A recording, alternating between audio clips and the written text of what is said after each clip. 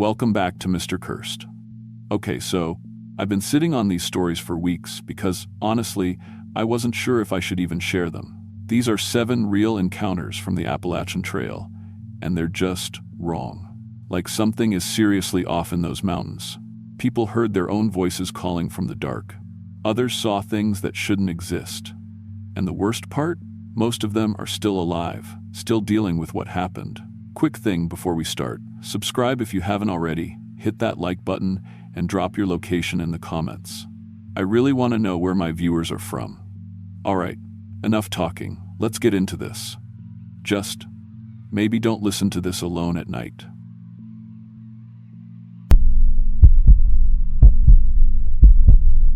I was 31 when I learned that some trails don't lead anywhere you want to go. My name's Lisa Parker, and before what happened on Section 4 of the Appalachian Trail, I thought the worst thing about my job was the smell of industrial bleach under my fingernails. I'd been cleaning office buildings in Richmond for 8 years, working the graveyard shift because it paid 50 cents more per hour. 50 cents doesn't sound like much, but when you're raising a kid on your own and living paycheck to paycheck, every penny matters. The thing about night shift custodial work is that it gets into your bones. Not just the physical exhaustion, though scrubbing bathroom tiles and emptying hundreds of trash cans will wreck your back. But the isolation. You spend your nights in empty buildings, moving through fluorescent-lit hallways like a ghost.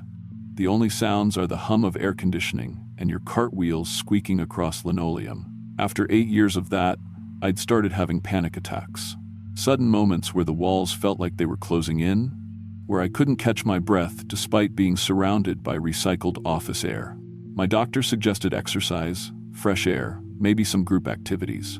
The prescription medications she offered cost more than my monthly grocery budget, so I looked for free alternatives.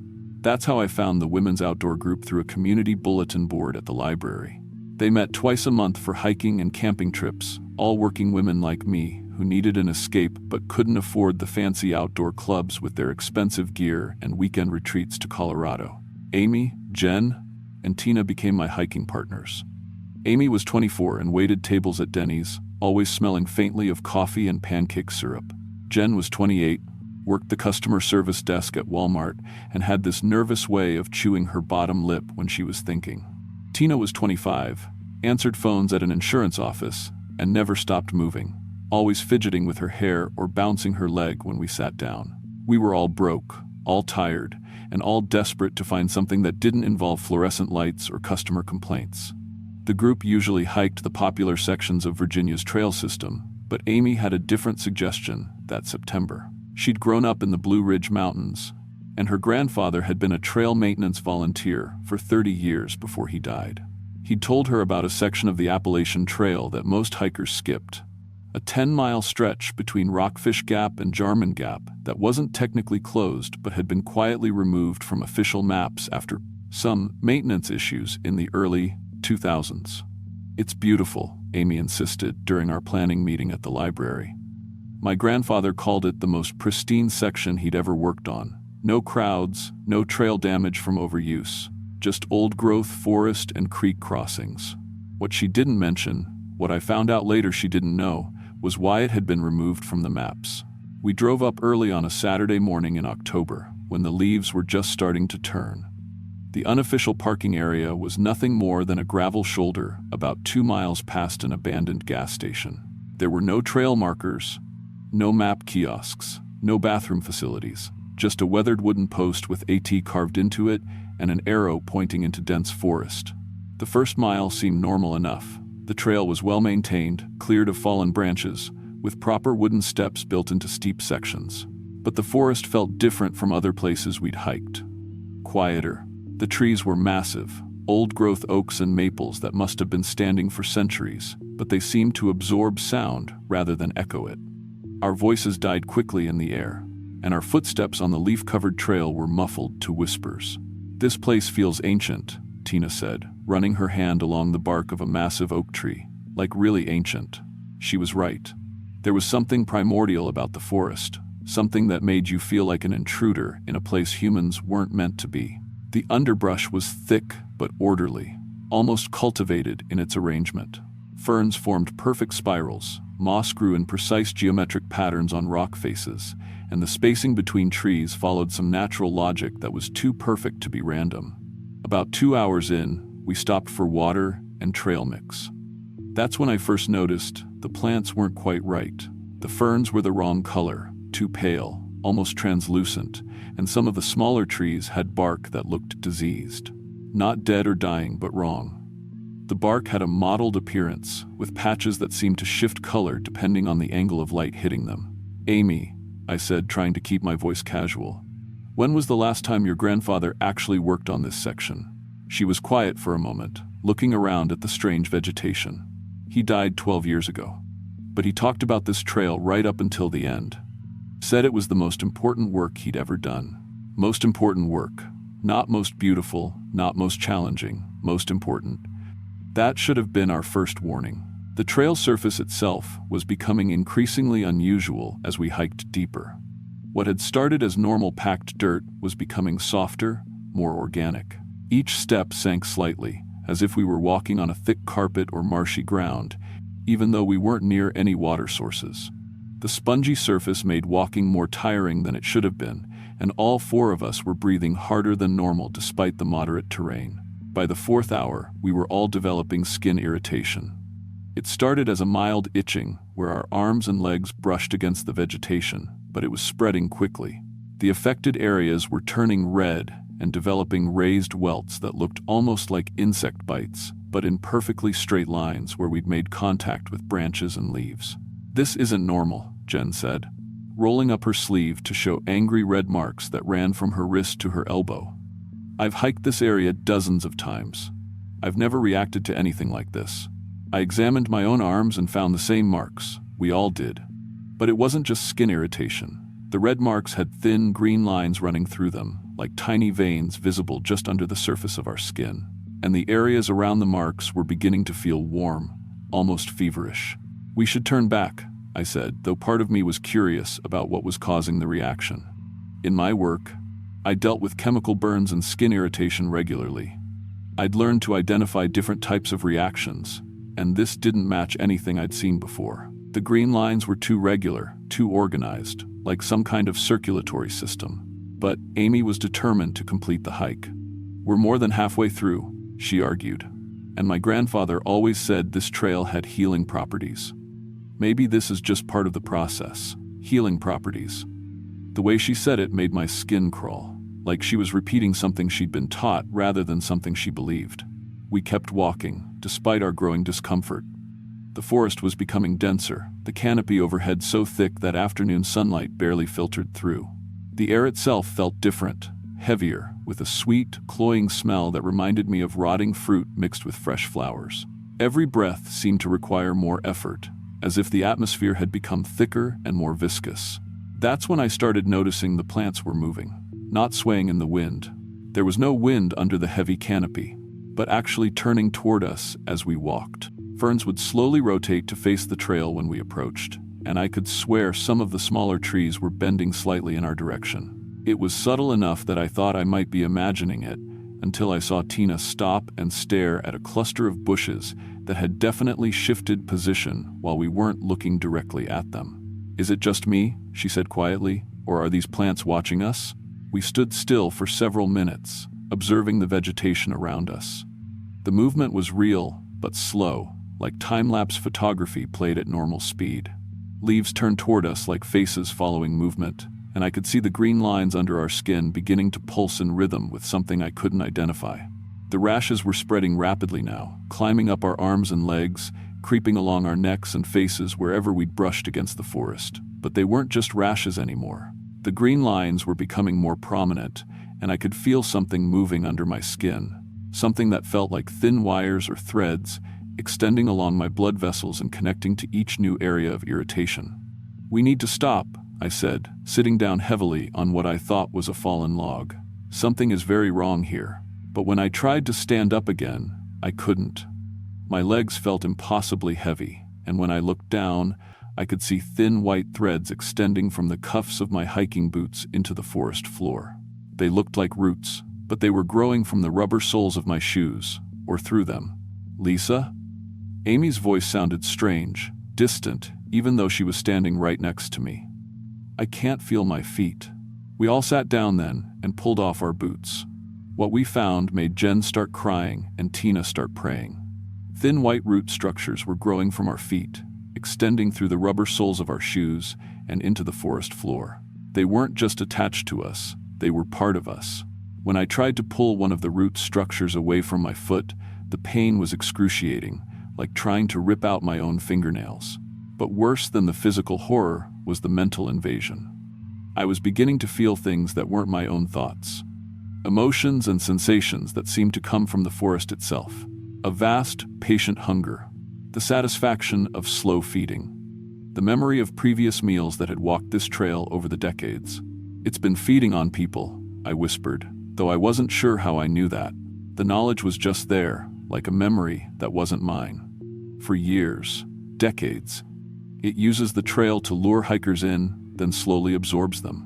The forest was a single organism, spread across hundreds of acres through an underground network of root systems and fungal connections. It had developed a rudimentary intelligence over centuries, learning to cultivate human visitors like a farmer tends crops. The trail had been modified, subtly altered to encourage hikers to venture deeper into the feeding zone. And Amy's grandfather hadn't been maintaining the trail. He'd been helping it evolve, helping it perfect its hunting techniques. The green lines under our skin weren't infection.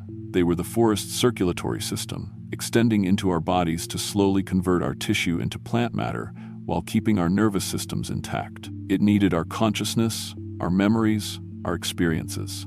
Each person it absorbed made it smarter, more capable of attracting and processing future victims. I could feel it happening to me. My thoughts were becoming fuzzy at the edges, mixing with sensations and memories that belonged to other people. Other hikers who had walked this trail over the years.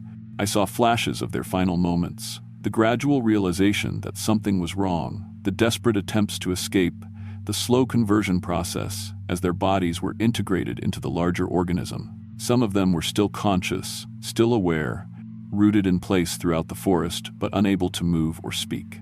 They could only watch as new victims were brought in to feed the thing they had become part of. I could feel their terror and despair like physical weights in my chest. "We have to get out of here," I managed to say, though speaking was becoming difficult. My throat felt tight, and I could taste something sweet and organic in my mouth. "Now, before it's too late." But Amy was shaking her head, and there was something different about her expression. Something vacant and dreamy. "My grandfather told me this would happen," she said in a voice that didn't sound entirely her own. "He said the forest would choose us if we were worthy. We're going to become part of something bigger than ourselves."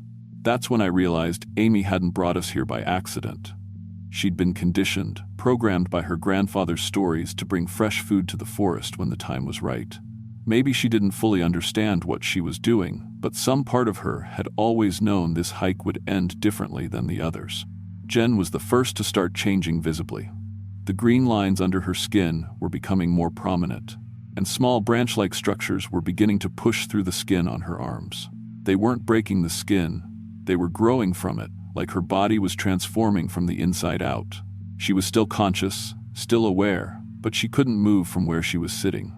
The root structures from her feet had grown thicker and more extensive, anchoring her to the forest floor. I reached into my backpack and pulled out my emergency supplies. As a custodial worker, I was required to carry basic chemical safety equipment: a small bottle of concentrated bleach, some ammonia tablets, industrial-strength antiseptic. I'd never thought I'd need to use them to save my life, but I understood the chemistry involved. These chemicals were designed to kill organic matter, to break down biological structures.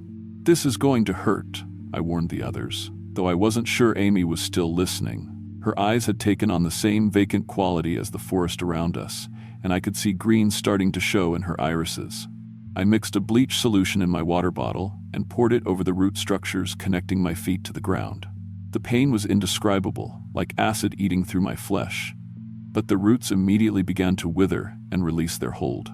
I gritted my teeth and continued pouring the solution over the green lines on my arms and legs, burning away the forest's circulatory system that was trying to integrate with my own. Jen screamed when I treated her arms, but she begged me to continue.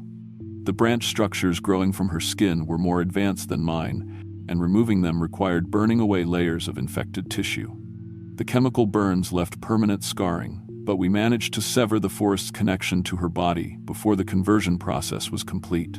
Tina fought the hardest. She was almost fully integrated, with root structures extending from most of her body and green coloring visible in her skin. The chemical treatment had to be more aggressive, more extensive.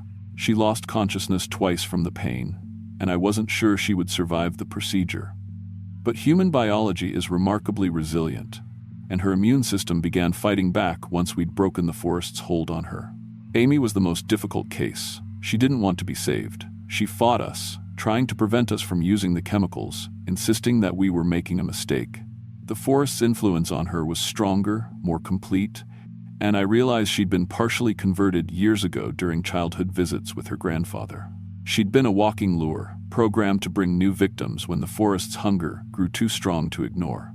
We had to restrain her while we performed the chemical treatment, burning away the plant structures that had been growing inside her body for decades. The process nearly killed her. By the time we finished, she was unconscious and barely breathing, but the green was fading from her skin and the root structures had withered away. Getting out of the forest was a nightmare. We were all severely injured, weak from blood loss and chemical burns, but the forest seemed to know it had lost us, and the trail began to change as we stumbled toward the exit. Paths that had been clear became overgrown, and the root-covered ground tried to trip us with each step. The trees themselves seemed to lean inward, blocking sunlight and making navigation difficult. I used my phone's compass to guide us, but the device kept malfunctioning, spinning wildly or showing impossible readings. The forest was interfering with the electronics, trying to keep us lost and confused until we collapsed from exhaustion. We had to navigate by the position of the sun when we could see it through the canopy, and by the subtle downhill slope that indicated we were moving toward the road. It took us nearly 12 hours to reach the parking area. By then, all four of us were delirious from pain and blood loss. A family of day hikers found us collapsed beside my car and called 911. The paramedics said we looked like burn victims, with extensive chemical damage to our skin and signs of severe botanical poisoning. The hospital stay was 3 weeks. The doctors were baffled by our condition. They'd never seen chemical burns combined with plant matter embedded under the skin.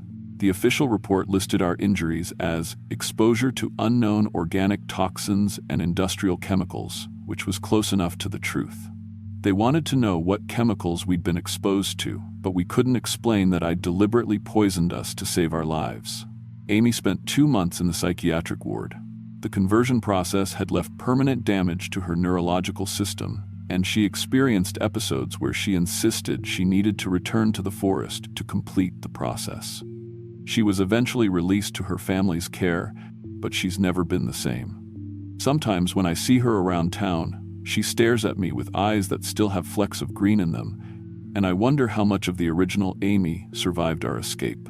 Jen moved to Florida 6 months later. She said she couldn't stand being around trees anymore, that every forest reminded her of what had almost happened.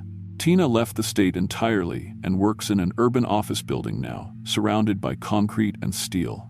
We don't keep in touch. The shared trauma was too intense, too personal to maintain normal relationships. I still clean office buildings, but I had to change my chemical supplies. I can't handle the smell of bleach anymore without flashbacks to burning the forest's infection out of my body. The scars on my arms and legs are permanent reminders of how close I came to becoming something else entirely. The trail has been officially closed now. I made sure of that by filing reports with the National Park Service, the Forest Service, and the Virginia Department of Conservation. I told them about dangerous plants, about unstable trail conditions, about chemical contamination. They didn't question the details too closely. Government agencies prefer simple explanations for complex problems. But I know it's still out there. The forest organism isn't limited to that one section of trail.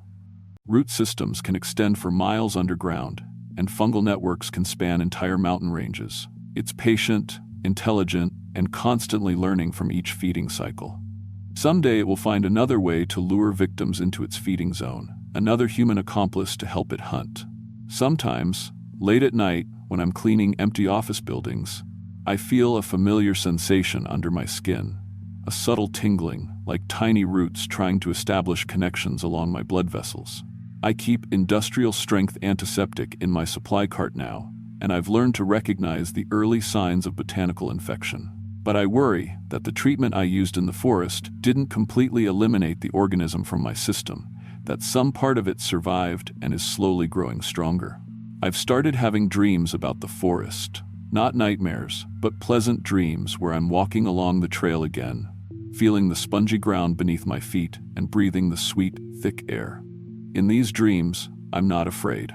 I'm home. And when I wake up, I have to fight the urge to drive back to that gravel parking area and walk into the woods.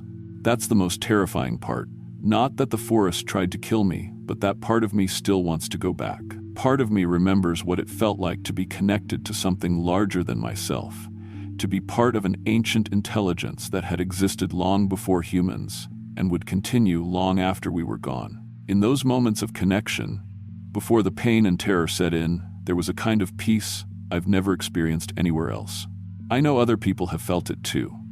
Every year, a few experienced hikers disappear in the Virginia mountains. Their cars are found at trailheads, their gear is recovered, scattered along various trails, but their bodies are never found. The official explanations involve wildlife attacks, falls into ravines, exposure to weather conditions. But I know the truth. They're still out there, rooted in place throughout the forest, conscious but unable to move or speak. They're part of the organism now, their memories and experiences integrated into its growing intelligence. And every few years, when its hunger becomes too great to ignore, it sends out a lure, someone like Amy's grandfather, or like Amy herself, to bring fresh food into its feeding zone. The Appalachian Trail is thousands of miles long, with countless access points and unofficial sections that aren't monitored by park authorities. Most of it is perfectly safe, maintained by dedicated volunteers who genuinely care about preserving the wilderness experience for future generations. But some sections have been claimed by things that were in the mountains long before the trail was built, things that have learned to use human infrastructure for their own purposes. If you're planning to hike any remote section of the trail, especially areas that aren't heavily traveled, pay attention to the vegetation around you. Watch for plants that seem too organized, too deliberately arranged. Be suspicious of trails that feel too maintained, too carefully designed to guide you deeper into the wilderness. And if you start to develop skin irritation from contact with plants, if you notice green lines under your skin, get out immediately. Don't try to complete your hike. Don't worry about looking foolish or disappointing your hiking partners. Just leave as quickly as possible and seek medical attention. Because some trails don't lead to scenic overlooks or historic landmarks. Some trails lead to feeding zones for organisms that see humans as nothing more than mobile nutrients, walking meals that can be slowly converted into part of their larger biological matrix. And if you ever find yourself on a trail where the plants seem to be watching you, where the ground feels too soft under your feet, where the air tastes sweet and thick, remember my story. Remember that the forest can be patient, that it can wait decades between feedings, that it has learned to use our own loved ones as bait. Remember that some hungers are older than human civilization, and some predators have evolved beyond anything our instincts know how to recognize. The mountains hold secrets that were ancient when the first humans walked through them, and not all of those secrets are safe for us to discover. I still live in Virginia, still work in the same city where this all began. But I stay away from the mountains now, and I've never been hiking again. Sometimes, on clear days when the Blue Ridge is visible from my office building windows, I can swear I feel something calling to me from those distant hills. Something that remembers the taste of my blood and the texture of my thoughts. Something that's still hungry, still patient, still waiting for me to come home. But I won't go back. I can't go back, because I know that if I set foot on another mountain trail, if I let myself feel that connection to the ancient forest again, I won't have the strength to resist it a second time. And there's no guarantee that industrial bleach would work twice on the same organism, or that I'd remember to use it before the conversion process was too advanced to stop. The trail that feeds is still out there, and it's still hungry, and every year, it gets a little smarter, a little more sophisticated in its hunting techniques. Someday, it might not need human accomplices anymore.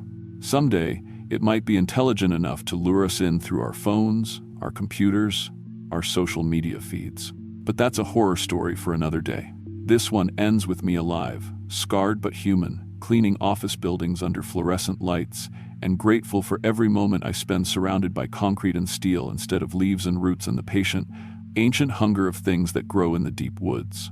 If you're reading this story online, if you found it on a hiking forum or outdoor adventure website, consider the possibility that its placement there wasn't random. Consider the possibility that something is learning to use our own communication networks to identify potential victims, to find people with outdoor interests and gradually guide them towards specific trails, specific locations where the feeding can begin. And if you suddenly feel an urge to visit a particular section of the Appalachian Trail, especially a remote or unofficial section that promises solitude and pristine wilderness experience, ask yourself where that urge came from. Ask yourself if it really feels like your own idea, or if it might have been planted there by something that has learned to hunt through digital networks as effectively as it once hunted through forest paths. Because the trail that feeds is always hungry, and it's always learning new ways to bring food to itself. The only question is whether you'll recognize the lure before you're too deep in the woods to find your way back to the world of concrete and steel and safety. Some trails lead to beautiful destinations. Others lead to feeding zones. And once you're walking on the wrong trail, once you're breathing that sweet, thick air and feeling the spongy ground beneath your feet, it becomes very difficult to remember which kind of trail you thought you were hiking in the first place.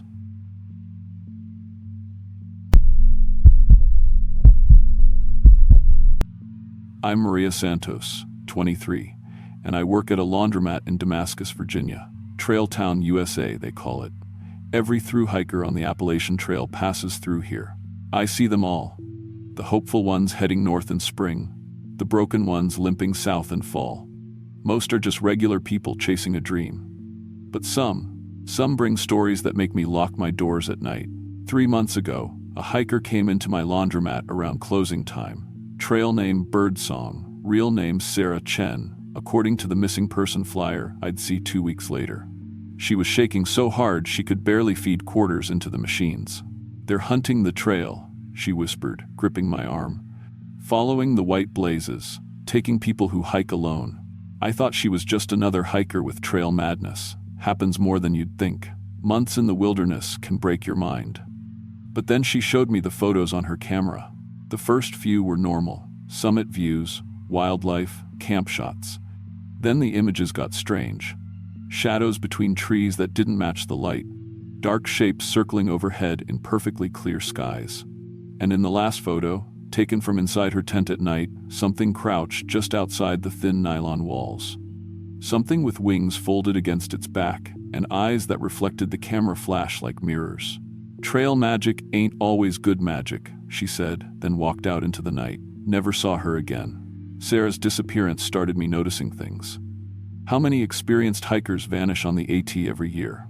How the search parties never find bodies, just abandoned gear scattered like breadcrumbs.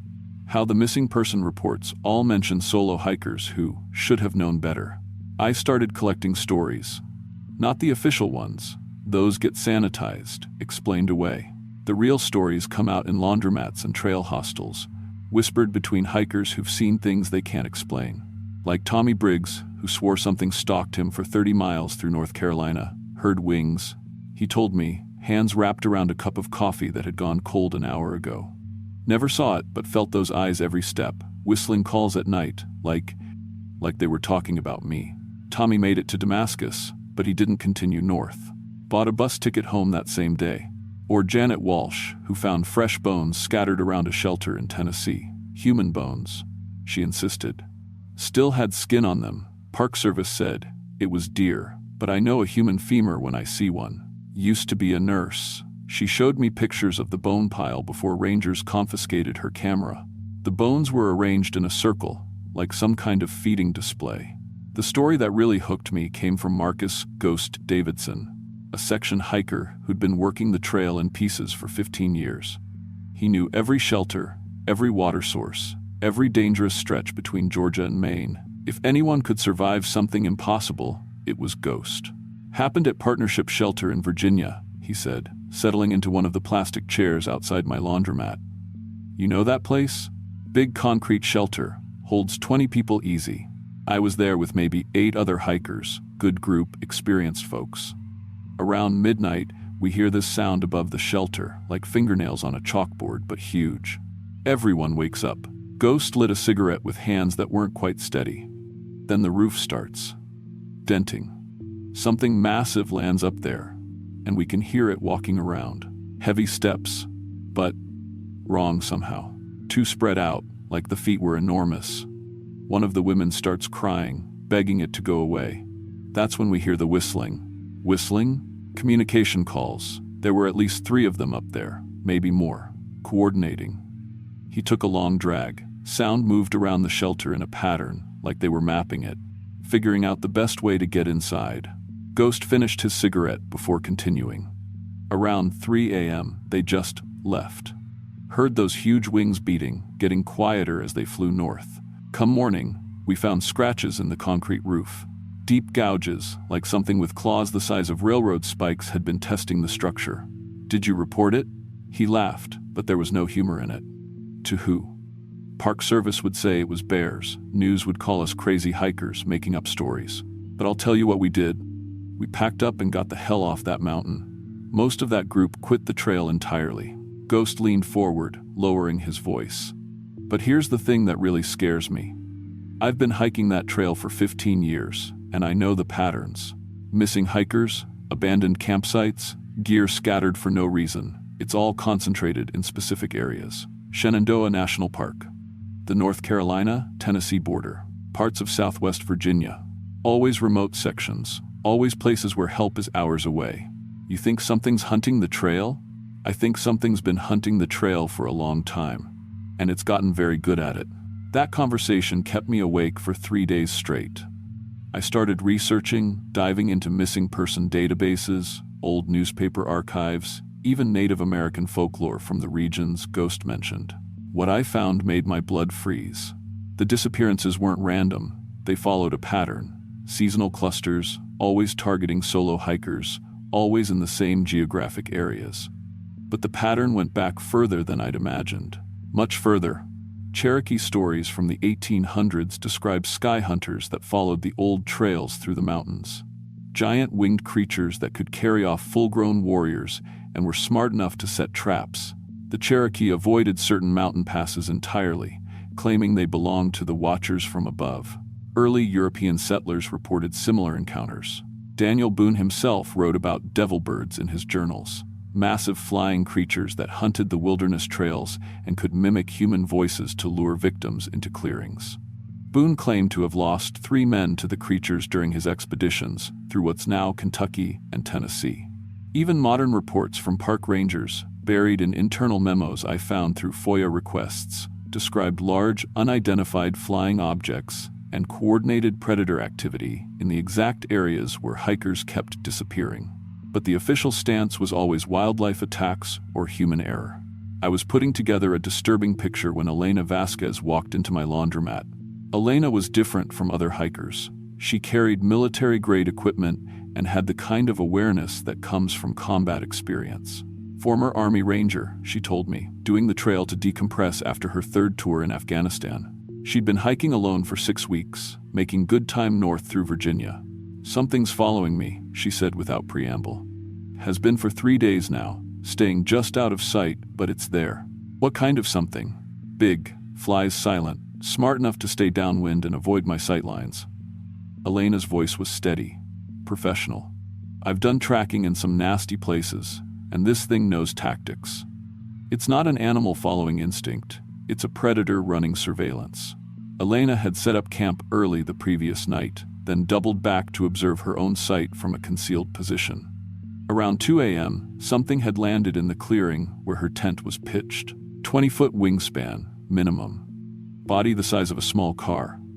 Walked around my campsite for 10 minutes, examining everything. Tent, food bag, water bottles. It was learning about me, about human equipment. She paused, checking the laundromat's windows. That's when I knew I was fucked. Did you get a good look at it? Clear night, full moon. Thing looked like a pterodactyl but wrong. Too heavy, too intelligent. Eyes reflected light like a cat's, but huge. Size of dinner plates. Elena's military composure cracked slightly. And it used tools. Tools? Had a piece of metal in its claws, looked like part of a hiking pole. It used it to probe my tent, testing the fabric. That's when I decided to get the hell out of there. Elena had hiked through the night, not stopping until she reached Damascus. She was catching the next bus to Richmond, abandoning a hike she'd planned for months. I've fought Taliban in cave systems and insurgents in urban ruins, she said as she loaded her gear into a taxi. But this is different. Those things up there aren't just predators. They're apex hunters that have evolved to prey on humans, and they're getting bolder. After Elena left, I couldn't shake the image she'd painted.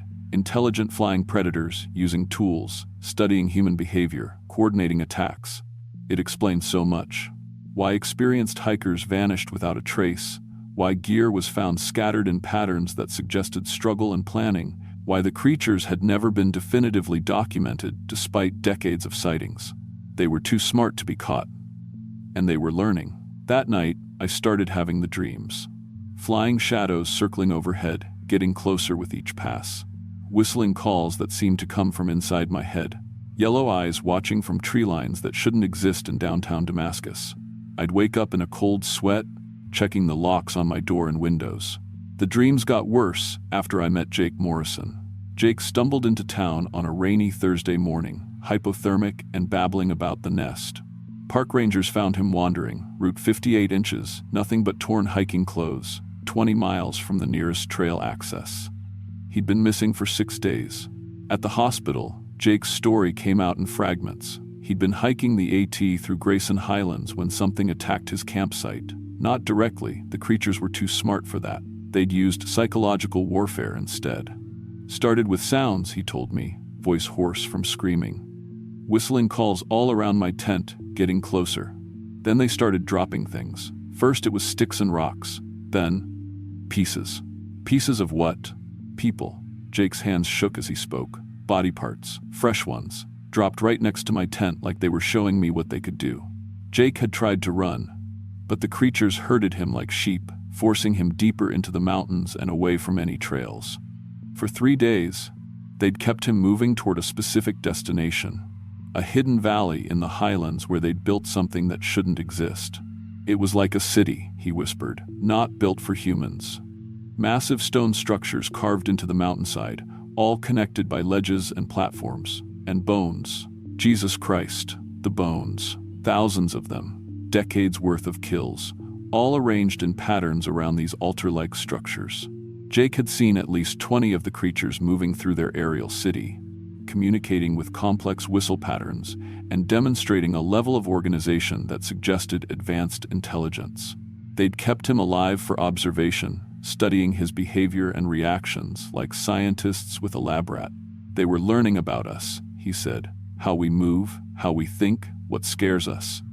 I wasn't the first person they'd brought there. Found remnants of other camps, other prisoners who hadn't been as lucky. Jake escaped during a storm when the creature's flight was grounded, but what he'd seen broke something in his mind. The knowledge that there was an organized, intelligent species living in the Appalachian Mountains that viewed humans as prey animals and study subjects. After Jake's story spread through the hiking community, reports started coming in from all over the AT. Hikers finding strange aerial platforms built into cliff faces, organized bone piles that showed evidence of systematic processing, coordinated stalking behavior that demonstrated planning and communication. But every official investigation came back with explanations that avoided the truth. Bear attacks. Hoaxes. Psychological breaks from wilderness stress. The authorities couldn't acknowledge what was really happening because it would mean admitting that there were apex predators on America's most famous hiking trail that were actively hunting human beings. I stopped sleeping entirely after Marcus Ghost Davidson disappeared. He'd come back through Damascus in early October, planning to section hike through Shenandoah before winter. Ghost was the most experienced hiker I knew. If anyone could survive an encounter with the creatures, it should have been him. His abandoned campsite was found 3 days later, but Ghost himself was never seen again. What scared me most was the message he'd left. Carved into a tree near his tent, "They're evolving." The missing person reports kept coming through the winter. Experienced hikers, day hikers, even park rangers, all in areas where the creatures had been sighted. All vanishing without a trace, leaving behind only scattered evidence and increasingly disturbing stories from the few who escaped. I started carrying a gun. Not that I thought it would help against something with a 20-foot wingspan and the intelligence to use tools, but it made me feel slightly less helpless. I also stopped hiking entirely, confining myself to town and avoiding the mountains that had once been my refuge. Last month, I found out why the authorities won't acknowledge what's happening on the Appalachian Trail. A park ranger named David Kowalski came to my laundromat late one night, clearly drunk and haunted by something he couldn't forget. "We know," he said simply. "Park Service, Forest Service, Fish and Wildlife, we all know, have known for years. But what are we supposed to do? Close the entire Appalachian Trail? Cause a panic? Crash the outdoor tourism industry?" Kowalski had been part of cleanup crews that removed evidence of the creature's activities. Bone sites, sanitized and attributed to natural causes.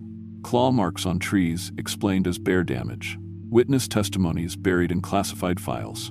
"The population is growing," he told me. "Used to be maybe 5 or 6 of them total. Now we think there are at least 20, maybe 30. They're breeding, establishing territories, getting bolder, and they're smart enough to avoid our monitoring equipment.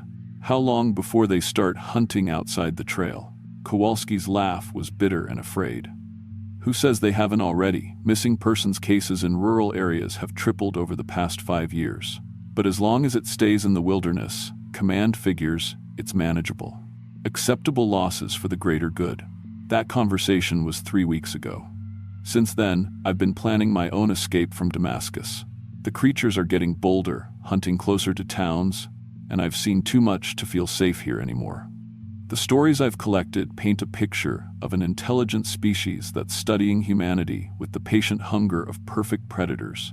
They know our patterns now, our weaknesses, our fears, and they're no longer content to hunt just the deep wilderness. The Appalachian Trail was their training ground, but civilization is their next frontier. Tonight, I heard whistling calls outside my apartment window. Coordinated communication patterns that made every hair on my body stand up. When I looked outside, yellow eyes reflected the streetlight from the darkness between buildings. They've found me. The truth about the Appalachian Trail isn't in the missing person statistics or the sanitized Park Service reports. It's in the stories told by broken hikers and small-town laundromats, whispered between people who've seen things that can't be explained or documented. The trail isn't just a hiking path.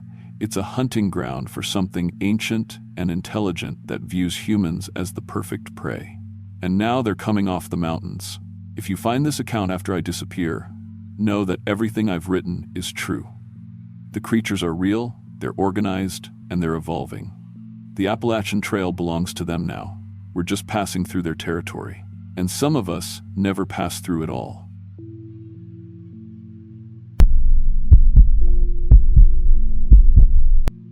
My name is Carlos Rodriguez, and what I'm about to tell you happened to me 3 years ago on the Appalachian Trail in Virginia. I've never spoken about it publicly before, but after seeing other hikers post about similar experiences online, I realized I need to get this out there. Maybe it'll save someone else from what happened to me, maybe it won't. But people need to know what's really out there in those mountains. I was 23 then, working the morning shift at McDonald's in Roanoke, barely making ends meet. My life was going nowhere fast. Studio apartment above a laundromat, beat-up Honda that broke down more than it ran, student loans I couldn't afford to pay. My girlfriend had just left me, said I had no ambition. My parents kept asking when I was going to get a real job, like flipping burgers wasn't real enough. The only escape I had was hiking sections of the AT on weekends. It was free, and for a few hours up in those mountains, I could pretend I was someone else. I'd been hiking the same Virginia sections for about 6 months, always day trips because I couldn't afford camping gear. Just me, some peanut butter sandwiches, and whatever energy I had left after working 60 hours a week. The other hikers I met always seemed to have their lives figured out. Expensive gear, jobs that let them take weeks off, talking about through hiking like it was no big deal. I'd nod along, but inside, I felt like a fraud in my Walmart backpack and secondhand boots. That Saturday in October started perfect. Fall colors were peaking, crisp morning air, barely anyone on the trail. I was about 2 miles up from the McAfee Knob trailhead when I caught up with another hiker, tall guy, maybe 6'2", with gear that probably cost more than I made in 6 months. Everything looked brand new. North Face jacket, expensive boots, one of those GPS watches that costs $1,000. He was sitting on a fallen log, checking his phone. "No signal up here," he said as I approached, flashing a perfect smile. "I'm David." "Carlos," I replied, trying not to stare at his equipment. We started hiking together, and David was incredibly easy to talk to. He asked about my life, my job, my family, and somehow made it all sound interesting instead of pathetic. Said he worked in finance, traveled constantly, had more money than he knew what to do with. But here's the thing. He kept asking really specific questions. Not just what do you do, but what time do you start work, and which McDonald's, and do you live alone? At the time, I thought he was just being friendly. "You know what I envy about you?" David said as we climbed toward the ridge. "Your authenticity, your real problems, your real life. My existence is just airports and hotel rooms and meaningless meetings. You're actually living." The way he said it was so sincere, I almost believed him. Here was this successful guy with everything I wanted, telling me my McDonald's job was somehow better than his finance career. It was intoxicating. We reached a scenic overlook and stopped for lunch. David pulled out some gourmet setup while I had my usual peanut butter sandwich. When he saw what I was eating, he insisted on sharing his food. As we ate, he kept steering the conversation back to my daily routine, my apartment, my family relationships. Really detailed stuff. "What if we could trade places?" David asked suddenly. "Just hypothetically, you could have my money, my freedom to travel, never worry about rent again. And I could have your life. The stability, the routine, being part of a community instead of just passing through." I laughed. "That would be something. Would you do it though, if it were possible?" The question hung there. Of course I would. Who wouldn't want to escape financial stress, never worry about bills again? But something in David's eyes made me hesitate.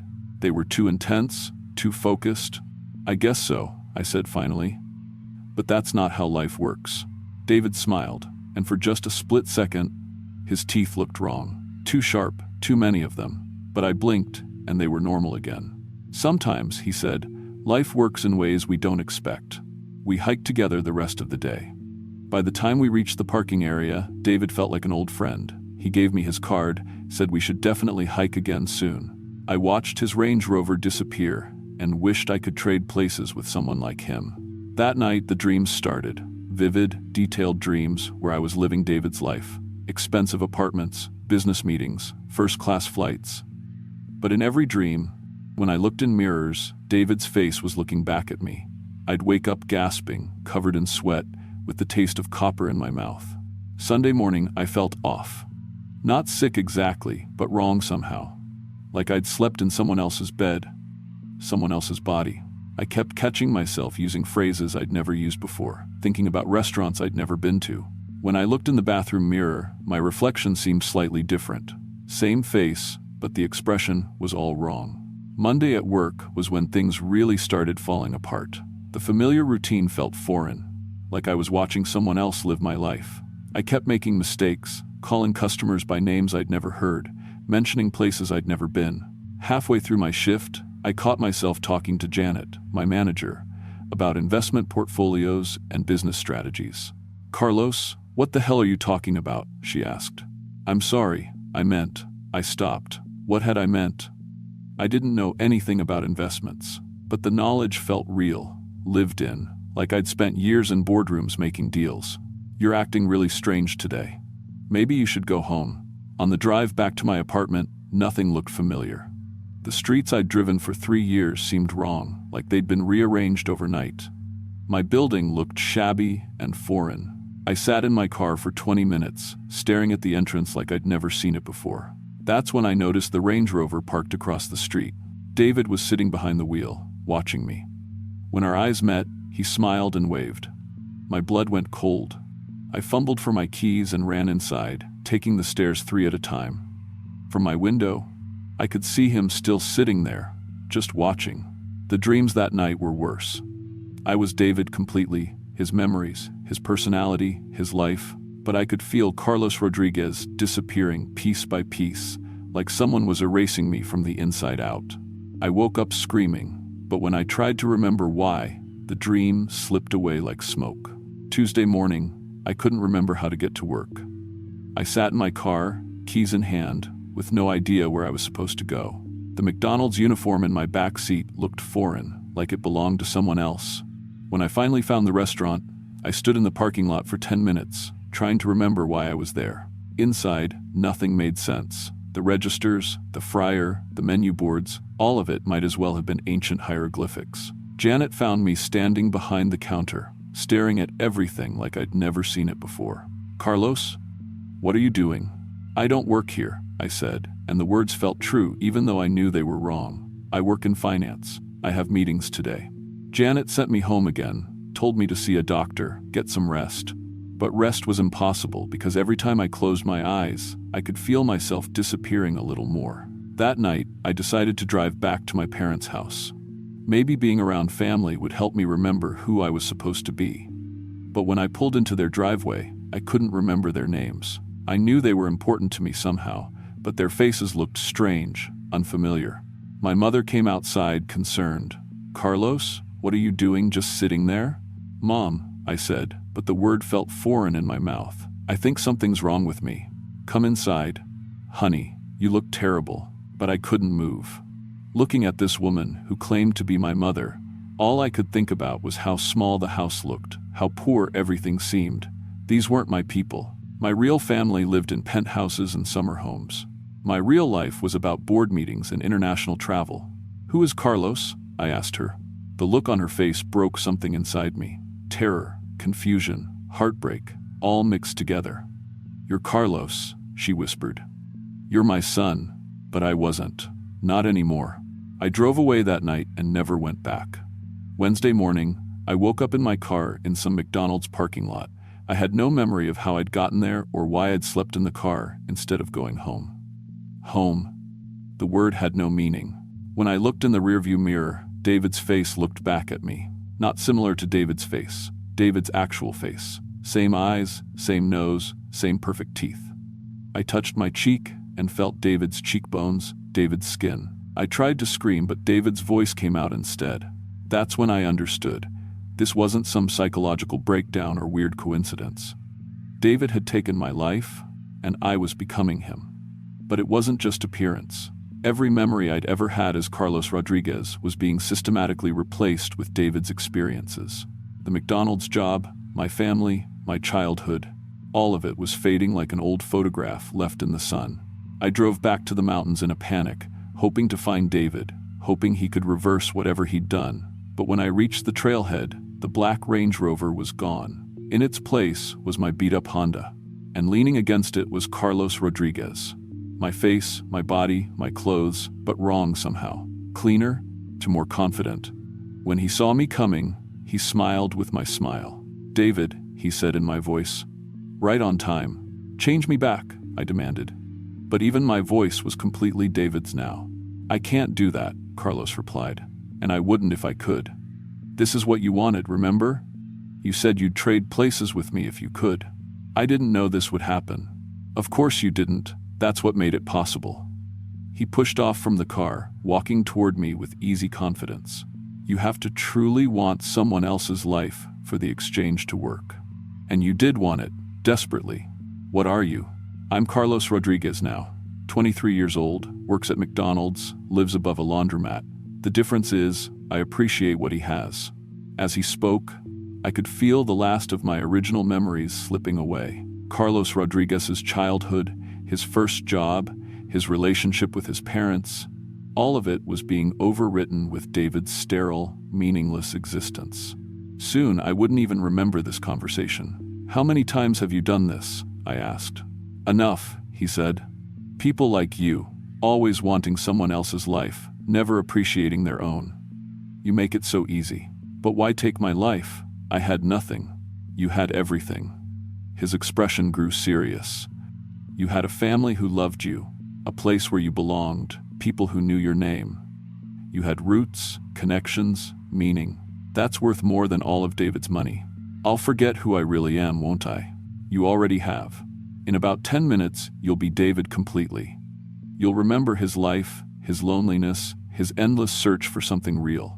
And you'll spend the rest of your existence wandering from place to place, never finding what you're looking for because you gave it away. I wanted to fight, to scream, to somehow claw back my identity. But Carlos Rodriguez was already just a fading echo. David's memories were flooding in, years of empty success, meaningless achievements, profound isolation. This was my life now, and it would be forever. Will I be happy? I asked desperately. David is never happy, he replied. That's his curse. He has everything but enjoys nothing. He can go anywhere but belongs nowhere. Every experience feels hollow because he has no one to share it with. And you'll have my life. I'll finally be content.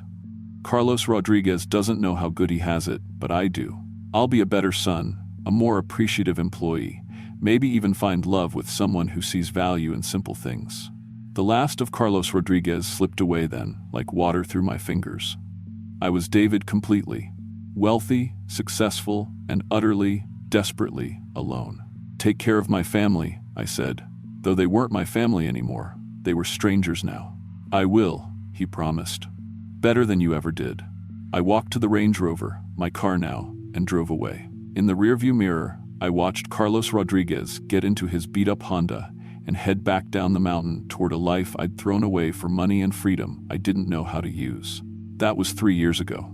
Since then, I've traveled everywhere, bought everything, experienced all the luxury David's wealth can provide. But every night, in expensive hotel rooms around the world, I lie awake thinking about a young man who works at McDonald's in Roanoke, wondering if he appreciates what he has now, hoping he's learned to value the things I was too stupid to see.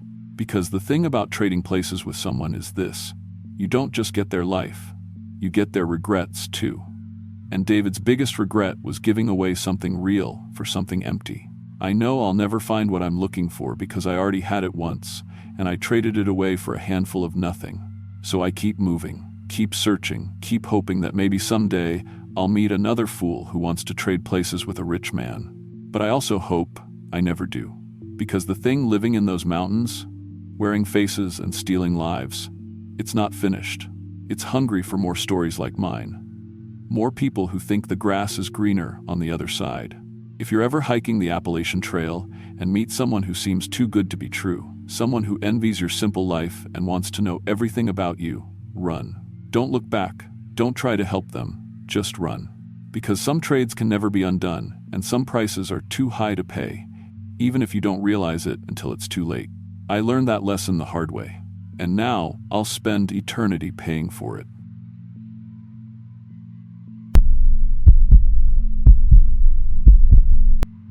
I'm Sarah Mitchell, and I'm 29 years old. I work as a grief counselor at a hospice in Charlottesville, Virginia, which means I spend most of my time helping people process the worst moments of their lives. I thought I understood death.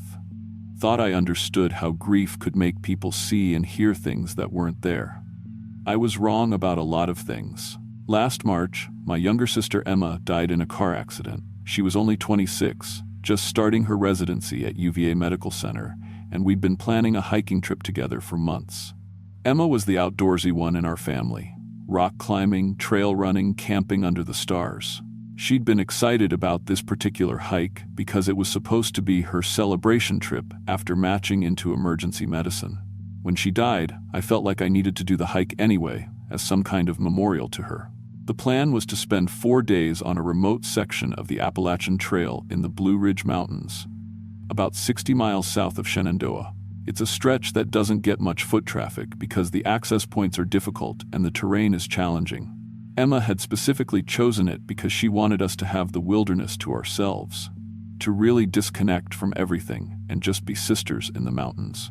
I'd never hiked alone before, but grief does strange things to your decision-making. My parents thought I was having some kind of breakdown, taking time off work to go camping by myself in the middle of nowhere.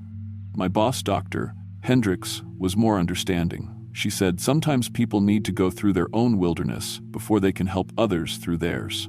The first 2 days went exactly as Emma had planned them. I hiked about 8 miles each day, set up camp in the spots she'd marked on her maps, and tried to feel some connection to her memory. The weather was perfect, cool, and crisp, with that sharp mountain air that makes everything feel more real.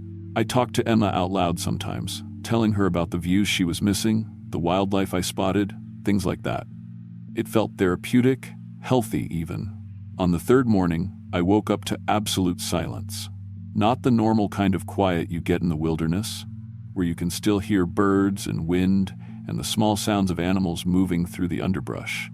This was complete silence, like someone had put the entire forest under a glass dome. I lay in my sleeping bag for maybe 20 minutes, listening for any sound at all, but there was nothing.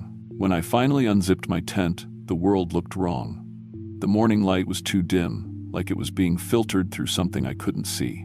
The trees seemed closer together than they'd been the night before, and there was a smell in the air, sweet and cloying, like flowers left too long in a vase.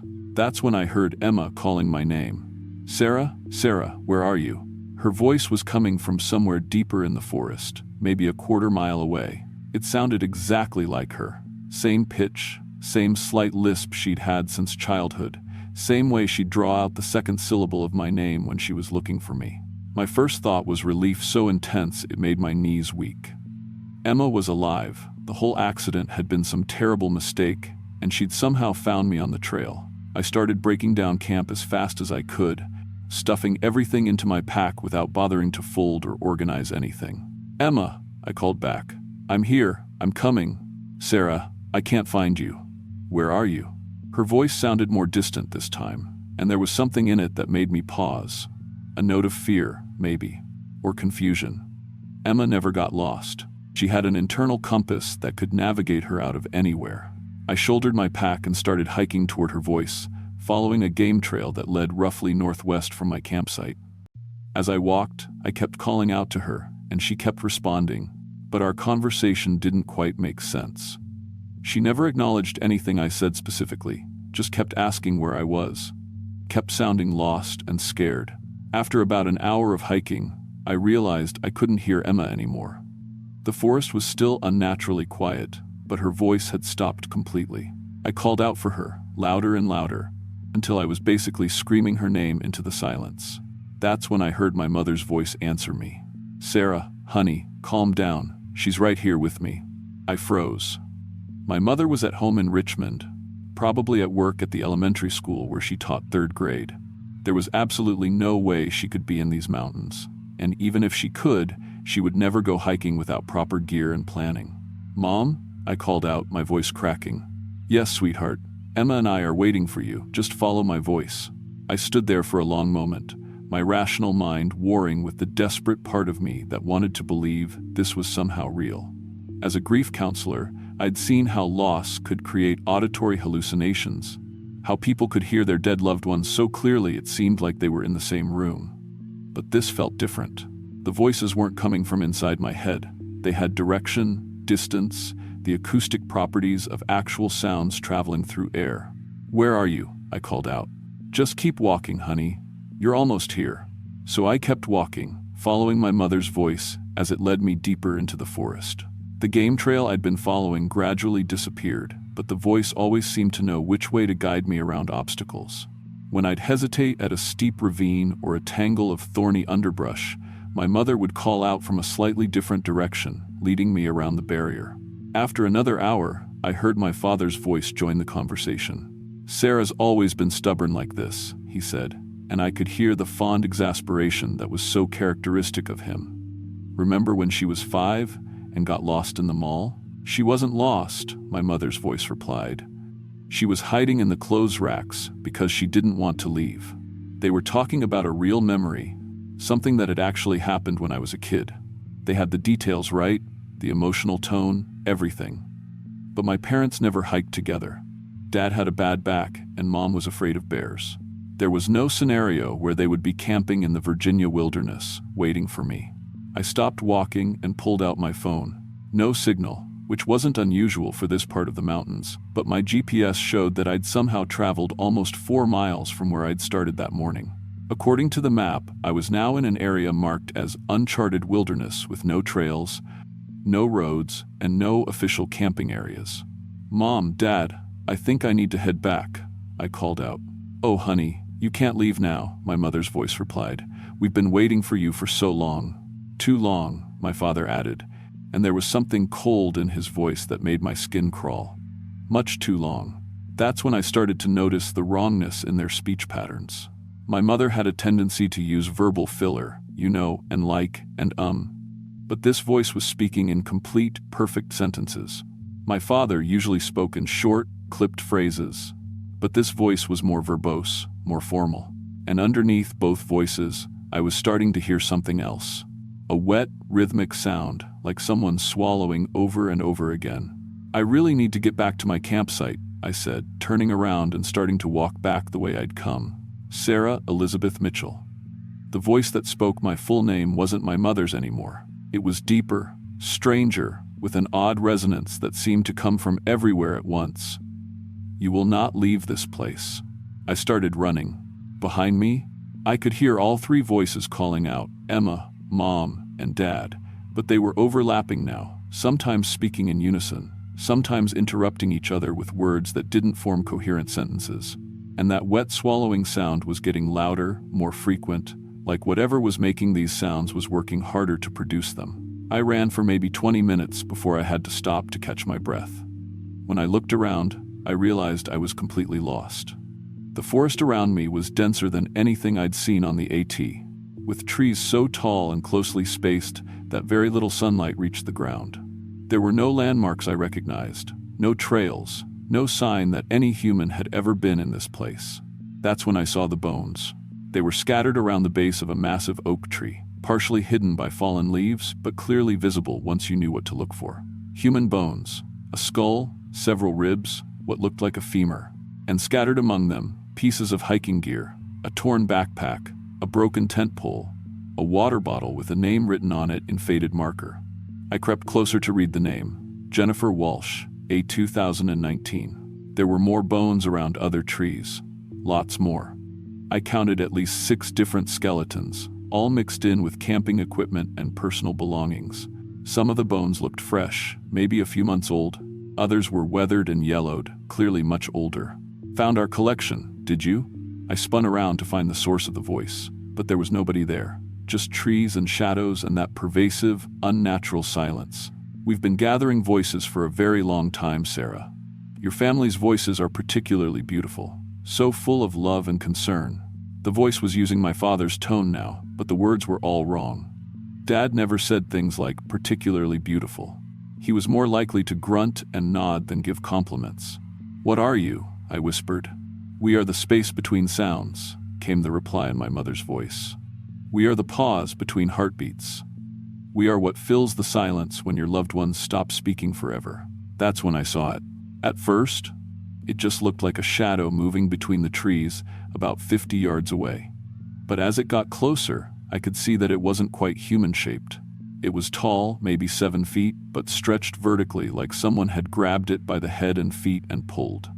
Its arms hung down to its knees, ending in hands that had too many fingers, and its neck was grotesquely swollen, bulging out like a pelican's pouch, but much larger. But the worst part was its face. It had features that were almost human, eyes, nose, mouth, but they were all slightly wrong, like a mask that didn't quite fit properly. And as I watched, the features began to shift and change. For a moment, it looked like Emma, then my mother, then my father. The facial features melted and reformed like clay, being shaped by invisible hands. We have worn so many faces, it said in a voice that was all 3 of my family members speaking at once. But yours will be the most beautiful addition to our collection. The creature's throat bulged and contracted as it spoke, and I could see something moving inside the swollen cavity, shapes that looked like they might be vocal cords, but far too many of them, writhing and pulsing like live worms. I turned and ran again, crashing through the underbrush without any care for direction or safety. Behind me, I could hear the creature following, but it wasn't just making the voices of my family anymore. Now I was hearing dozens of different voices, men, women, children, elderly people, all calling my name, all begging me to stop, to come back, to let them help me. The voices were overlapping and distorting, creating a horrible chorus that barely sounded human anymore. And underneath it all was that wet, swallowing sound, now so loud it was like being inside someone's throat while they were eating. I ran until my lungs burned and my legs gave out, finally collapsing behind a fallen tree. When I looked back, I couldn't see the creature anymore, but I could still hear it moving through the forest. The voices had stopped, replaced by a different sound, a low humming or buzzing like an enormous insect. I pulled out my emergency beacon, a satellite communicator Emma had insisted I bring. The device showed it was trying to connect, but the signal kept failing. I tried my phone again, still no service. I even tried my whistle, blowing the emergency pattern as loud as I could, but the sound seemed to die just a few feet away from me, swallowed by that unnatural silence. That's when I remembered something from my grief counseling training. There's a phenomenon called continuing bonds, where grieving people maintain psychological connections with deceased loved ones.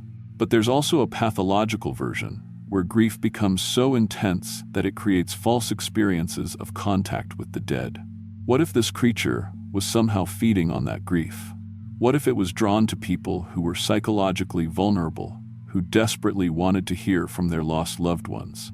I thought about the bones scattered around those trees, the names on the camping equipment, all of them probably grieving hikers, people who had come to the wilderness to process their losses and had encountered something that used their own emotional vulnerability against them. The humming sound was getting closer, and I could hear branches breaking as the creature moved through the forest. I needed a plan that wasn't just running, because eventually I would get tired and it would catch me. That's when I remembered my professional training in a different way. One of the techniques we use with grieving clients is to help them distinguish between healthy memories of their loved ones and intrusive thoughts that might be signs of complicated grief. We teach them to recognize when their brain is creating false experiences based on their emotional needs rather than actual memories. What if I could use that same technique on this creature? When the voices started again, I tried something different. Instead of running or responding, I analyzed them like I would with a client experiencing auditory hallucinations. "Emma, is that really you?" I called out. "Of course it's me, Sarah. I've been waiting for you. What was the name of our childhood dog?" There was a pause. Too long a pause. Emma would have answered immediately. "You know his name, silly." Wrong. Emma would have said Buster without hesitation. She would have probably added some specific memory about him. "Mom, what's my favorite color?" "Blue, sweetheart." Wrong again. My favorite color was green, and my mother knew that. She'd known it since I was 5 years old. "Dad, what did you call me when I was little?" Another pause. Then, "Sweetheart." Dad never called me sweetheart. He called me kiddo or just Sarah. Sweetheart was Mom's word. The creature was using voices it had collected from other people, other families. It had the sounds, but not the personal knowledge, not the intimate details that would make the voices truly convincing to someone who knew better. I started walking again, but this time with purpose. I pulled out my compass and started heading due east, toward where the main Appalachian Trail should be. The voices continued, becoming more desperate and aggressive as I ignored them. "Sarah, don't leave us. You're being selfish. We died because of you." That last one made me stumble. The voice was Emma's, but the words were designed to hurt, to make me doubt myself. The real Emma would never have said anything like that. She died in a random accident that had nothing to do with me. The creature was getting frustrated, and its mimicry was becoming less accurate. The voices started to overlap and distort, sometimes switching mid-sentence from one person to another. The wet swallowing sounds became more frequent, more urgent. I kept walking east, using my compass and ignoring everything else. After what felt like hours, I heard something that made me want to cry with relief. The distant sound of real human voices, a group of hikers talking and laughing as they made their way down a trail. I ran toward the sound and broke through the tree line onto a well-maintained section of the AT. There was a group of 4 college kids taking a break, sharing water and energy bars. They looked up as I crashed out of the forest, probably looking like I'd been through hell. "Hey, are you okay?" one of them asked. "You look like you've seen a ghost." I almost laughed at that. "I need to get out of here," I said. "Can you tell me how far it is to the next road crossing?" They gave me directions and offered to share their food and water, but I declined. I just wanted to put as much distance as possible between myself and whatever was still lurking in those deep woods. As I hiked out with the college group, I told them an abbreviated version of my story, that I had gotten lost and heard some strange sounds that spooked me. They were sympathetic, but clearly thought I'd just had a panic attack or gotten disoriented, which was fine by me. I wasn't sure I'd ever be able to tell anyone the full truth of what had happened. But as we hiked, I noticed something troubling. One of the students, a girl named Ashley, kept looking back over her shoulder toward the forest I'd come out of. "Do you guys hear that?" she asked eventually. "It sounds like someone calling my name." The group stopped and listened. I couldn't hear anything, but Ashley tilted her head like she was concentrating on something specific. "Ashley, come back," she said, repeating what she was hearing. "I'm sorry, I left without saying goodbye." My blood ran cold. "Ashley, don't listen to that," I said urgently. "Whatever you're hearing, it's not real." But she was already taking a step toward the tree line. "That's my grandmother's voice," she said wonderingly. "She died last month, and I never got to say goodbye to her." I grabbed her arm. "It's not your grandmother. It's something that collects voices from dead people and uses them to lure grieving people into the woods. There are bones back there, Ashley. Lots of bones." She looked at me like I was crazy, but something in my voice must have convinced her because she let me pull her back toward the trail. The other students were exchanging worried glances, clearly wondering if they should be more concerned about me than about whatever Ashley thought she was hearing. We hiked out together, and I made sure Ashley stayed between me and the other students, away from the forest edge. The voices, her grandmother's voice, continued calling for maybe another mile before finally fading away. When we reached the road crossing, I called for a ride and went home. I never reported what I'd seen to the Park Service or the police. Who would believe it? And more importantly, who would want to investigate it? Better to let people think that section of wilderness was just prone to people getting lost or having accidents. But I did start researching missing persons reports for the Appalachian Trail. What I found was disturbing.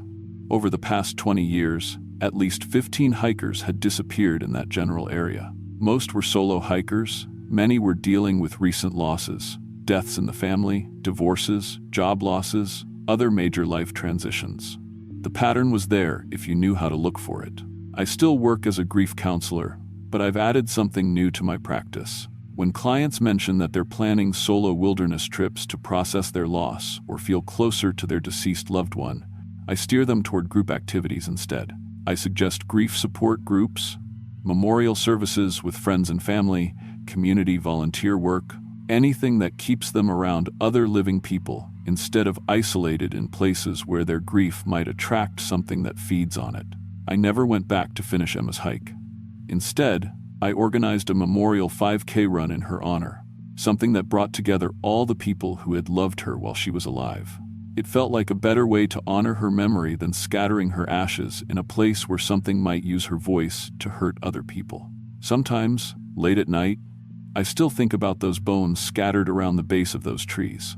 I wonder how many other families have received false closure, hearing the voices of their loved ones calling from places where no living person should be. And sometimes, when I'm working late at the hospice and the building is quiet, I hear voices calling my name from the empty hallways. But I've learned to recognize the difference between memory and mimicry, between grief and predation. The real voices of our loved ones don't call us away from safety. They call us toward healing, toward connection with other living people, toward building something meaningful with the time we have left. Everything else is just hunger wearing a familiar face.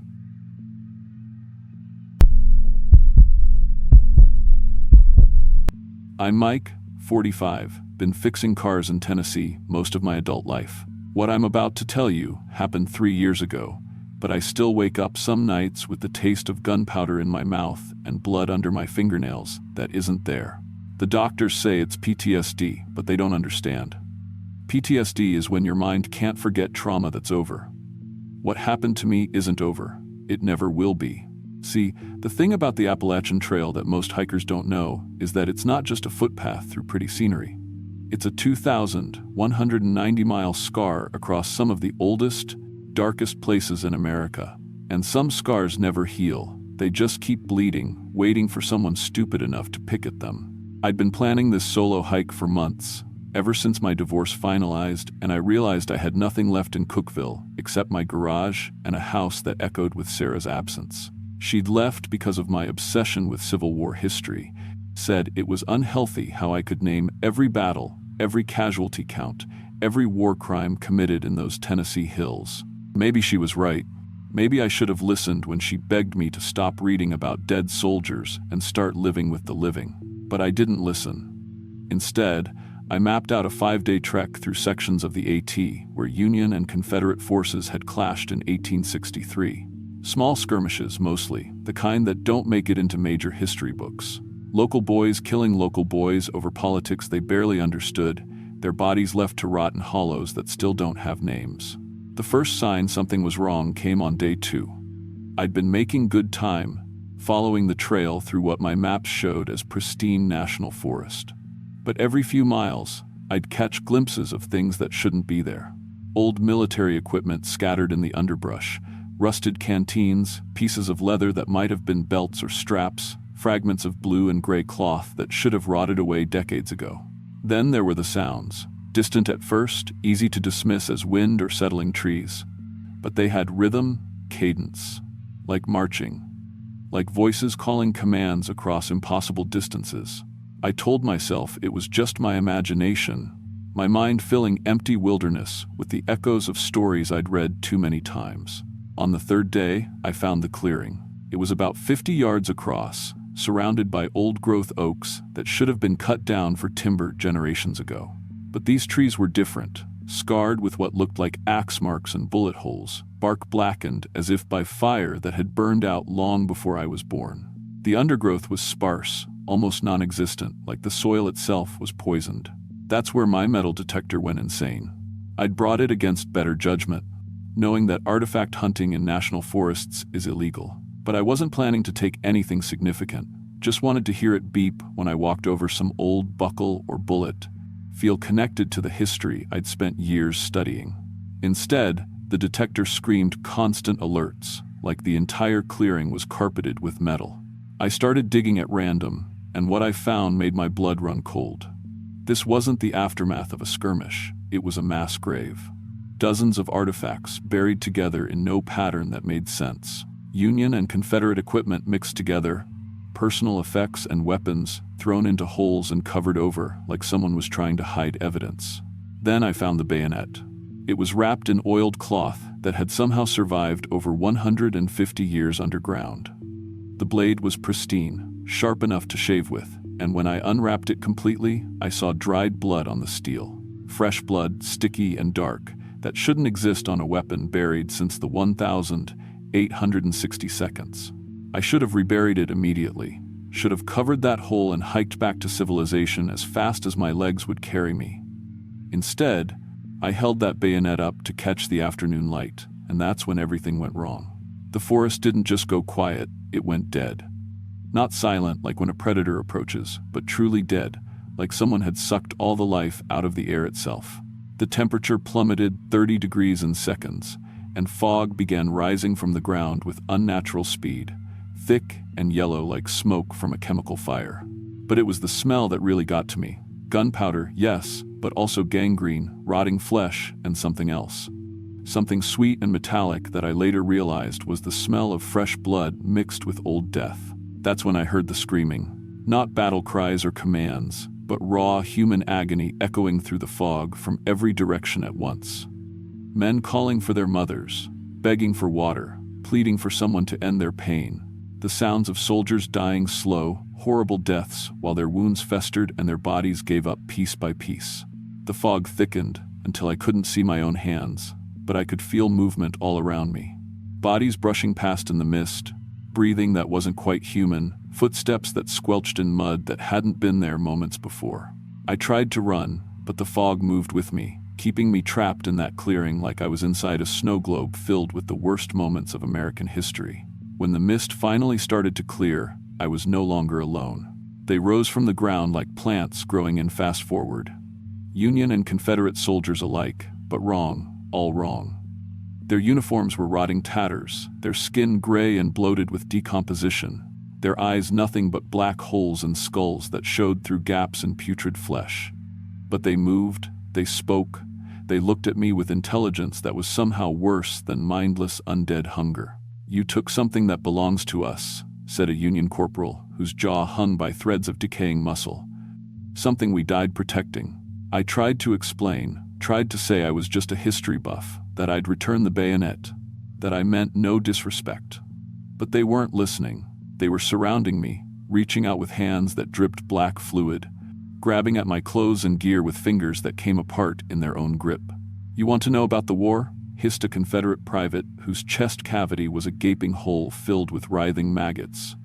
"You want to experience history? Then experience what we experienced." They dragged me down into the earth. I don't mean they killed me and buried me. I mean the ground opened up like a mouth and swallowed us all, dropping us into tunnels that couldn't exist, caverns filled with the accumulated horror of every soldier who died badly in those Tennessee hills. Miles of underground passages lined with decomposing bodies, rivers of blood that never dried, chambers where the screaming never stopped because the war never ended for the men who died fighting it. They showed me what really happened in that clearing in 1863. Not a battle, an execution. Confederate forces had captured a Union patrol, then tortured them to death over 3 days to extract information about troop movements.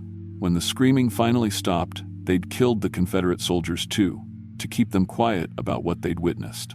47 men buried in unmarked graves, their deaths covered up by officers who were more afraid of court-martial than enemy bullets. "We've been waiting," the corporal told me as we walked through tunnels that stank of century-old death, waiting for someone to find us, someone to bear witness. "But you didn't come to honor us. You came to steal from us." They made me watch it all happen. Not like a movie or a vision, but as a participant, forced to experience every moment of agony those men had endured. I felt the ropes cutting into my wrists as Confederate soldiers tied me to a tree. I felt the knife sliding under my fingernails, the hot iron pressed against my skin, the slow dismantling of everything that made me human. But worst of all, they made me understand that this wasn't unique. The Appalachian Trail runs through hundreds of sites where similar atrocities occurred. Forgotten massacres, covered-up war crimes, mass graves that were never marked because the truth was too ugly for the history books. And at each site, the dead were still waiting, still experiencing their final moments over and over, trapped in loops of agony that would continue until someone forced the world to remember. I don't know how long I was down there. Time doesn't work the same way in places where the past refuses to stay buried. It could have been hours or decades. But eventually, they gave me a choice. I could stay with them forever, experiencing their deaths on endless repeat. Or I could return to the surface and make sure their story was told. The catch? I had to take their pain with me. Every moment of torture they'd endured would become part of my daily existence. I would wake up each morning feeling phantom ropes around my wrists, phantom knives under my nails, phantom fire against my skin. I would carry their trauma in my body until the day I died, and maybe beyond. I chose to live. God help me, I chose to live. When I crawled out of that hole, and there was a hole, a perfectly round opening in the earth that hadn't been there before, the bayonet was still in my hand, but now it was covered in fresh blood. My blood, though I couldn't remember being cut. I was wearing the tattered remains of a Union uniform that smelled like grave dirt and gunpowder, and my mouth was full of soil that tasted like copper and decay. I made it back to the main trail somehow, though I don't remember walking. A section hiker found me 3 miles away, delirious and babbling about underground chambers and dead soldiers. They airlifted me to a hospital in Knoxville, where doctors found evidence of severe trauma, but no explanation for how I'd sustained it. Rope burns around my wrists, shallow cuts under my fingernails, burn marks on my chest and arms, all consistent with torture, all fresh, all impossible. The psychiatric evaluation lasted 6 weeks. They diagnosed me with acute PTSD and dissociative episodes, prescribed medications that don't work when your trauma comes from participating in someone else's death 150 years ago. Sarah visited once, saw me thrashing in the hospital bed as I relived being burned with hot irons, and left crying. The divorce papers arrived a month later. I tried to tell the doctors about the clearing, about the mass grave, but they said I was confabulating elaborate fantasies to cope with unknown trauma. So I stopped talking about it and focused on getting released. I had promises to keep. I spent the next year researching everything I could find about Civil War activities in that area of Tennessee. Local historical societies, military records, family genealogies, newspaper archives from the 1,860 seconds. Slowly, I pieced together the story the dead soldiers had shown me. The 47th Tennessee Infantry had indeed captured a Union patrol in October 1863. According to official reports, the The prisoners were transferred to a POW camp in Georgia. But I found family letters, diary entries, and witness testimonies that told a different story. The torture had happened. The executions had happened. The cover-up had happened. And it wasn't the only one. I published my findings in 3 different historical journals, provided GPS coordinates for the mass grave site, and pushed until the Tennessee Historical Commission agreed to investigate. When they excavated the clearing, they found the remains of 47 soldiers, just like the corpses had told me, Union and Confederate alike, showing evidence of systematic torture before death. Some of the wounds matched the scars that had appeared on my own body. They built a memorial there now, a simple stone marker listing the names of all 47 men who died in that clearing, with an inscription acknowledging that they were victims of war crimes committed by their own countrymen. I visit every year on the anniversary of their deaths, and sometimes I swear I can feel their gratitude, a lessening of the constant pain I carry. But it's not over. It will never be over. Because now I can feel them everywhere I go, every forgotten battlefield, every unmarked grave, every place where men died badly and were buried in silence. The Appalachian Trail is thick with them, thousands of restless dead who were denied proper burial, proper remembrance, proper justice. They know I can see them now, that I carry their pain in my living flesh, and they're all reaching out to me, begging me to tell their stories too. I can't hike anymore, can't even walk through the woods behind my house without seeing gray figures in the tree line. Hearing whispered pleas for help, feeling phantom wounds open in my skin. The doctors say it's all in my head, but they don't understand. Trauma isn't just psychological when it comes from supernatural sources. It rewrites your body, changes you on a cellular level, makes you a bridge between the world of the living and the world of the unremembered dead. I still fix cars for a living, but my hands shake now, and sometimes when I'm working under a hood, I'll suddenly smell gunpowder and rotting flesh, and I'll know another soldier has found me, another forgotten casualty who needs his story told. I've started keeping a journal, writing down everything they show me, every atrocity, every cover-up, every mass grave hidden beneath hiking trails where people go to enjoy nature's beauty. The Appalachian Trail isn't just a footpath through the mountains. It's a memorial to horrors we've chosen to forget. And forgetting doesn't make trauma disappear. It just lets it fester underground until someone comes along who's foolish enough to dig it up. If you're planning to hike the AT, especially through the historical sections, do yourself a favor. Stick to the marked trail.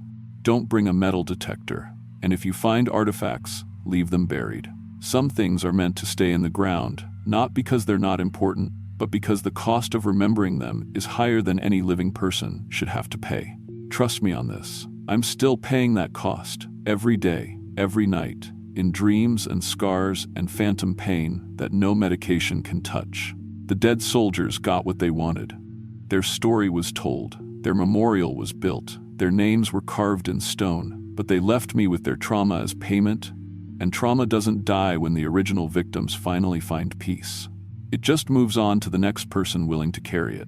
And sometimes, late at night when the pain is worst, I wonder if that was always their plan.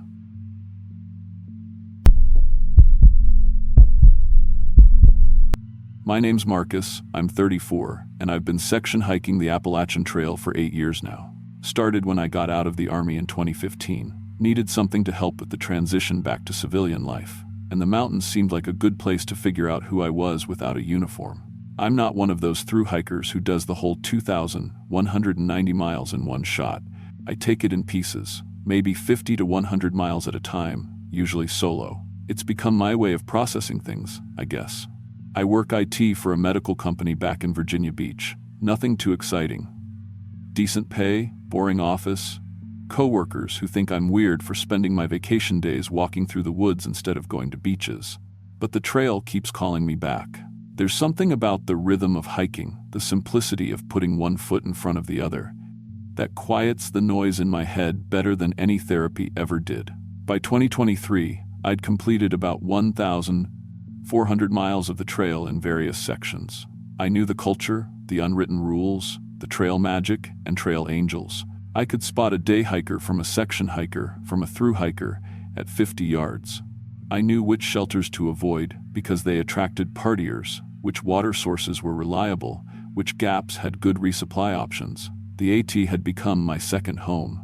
That October, I planned a solo section through some of the more remote parts of Southwest Virginia and Northeast Tennessee. It's gorgeous country, especially in fall, but not heavily trafficked compared to places like Shenandoah or the Smokies. I'd done parts of this section before, but never the full stretch from Damascus to Hot Springs, about 150 miles. That would take me roughly 10 days with rest stops. The first 3 days were perfect. Classic Appalachian autumn, leaves turning every shade of red and gold, crisp mornings, comfortable hiking temperatures. I fell into my usual rhythm. Up at dawn, coffee and instant oatmeal, break camp, hike until early afternoon, find a good spot for the night, set up, eat, read, sleep. Simple and peaceful. On day 4, I started noticing another hiker behind me. The AT has its own social dynamics. Most hikers are friendly but respectful of each other's space. You might leapfrog the same people for days, camping near each other, sharing meals, becoming trail family. But this felt different.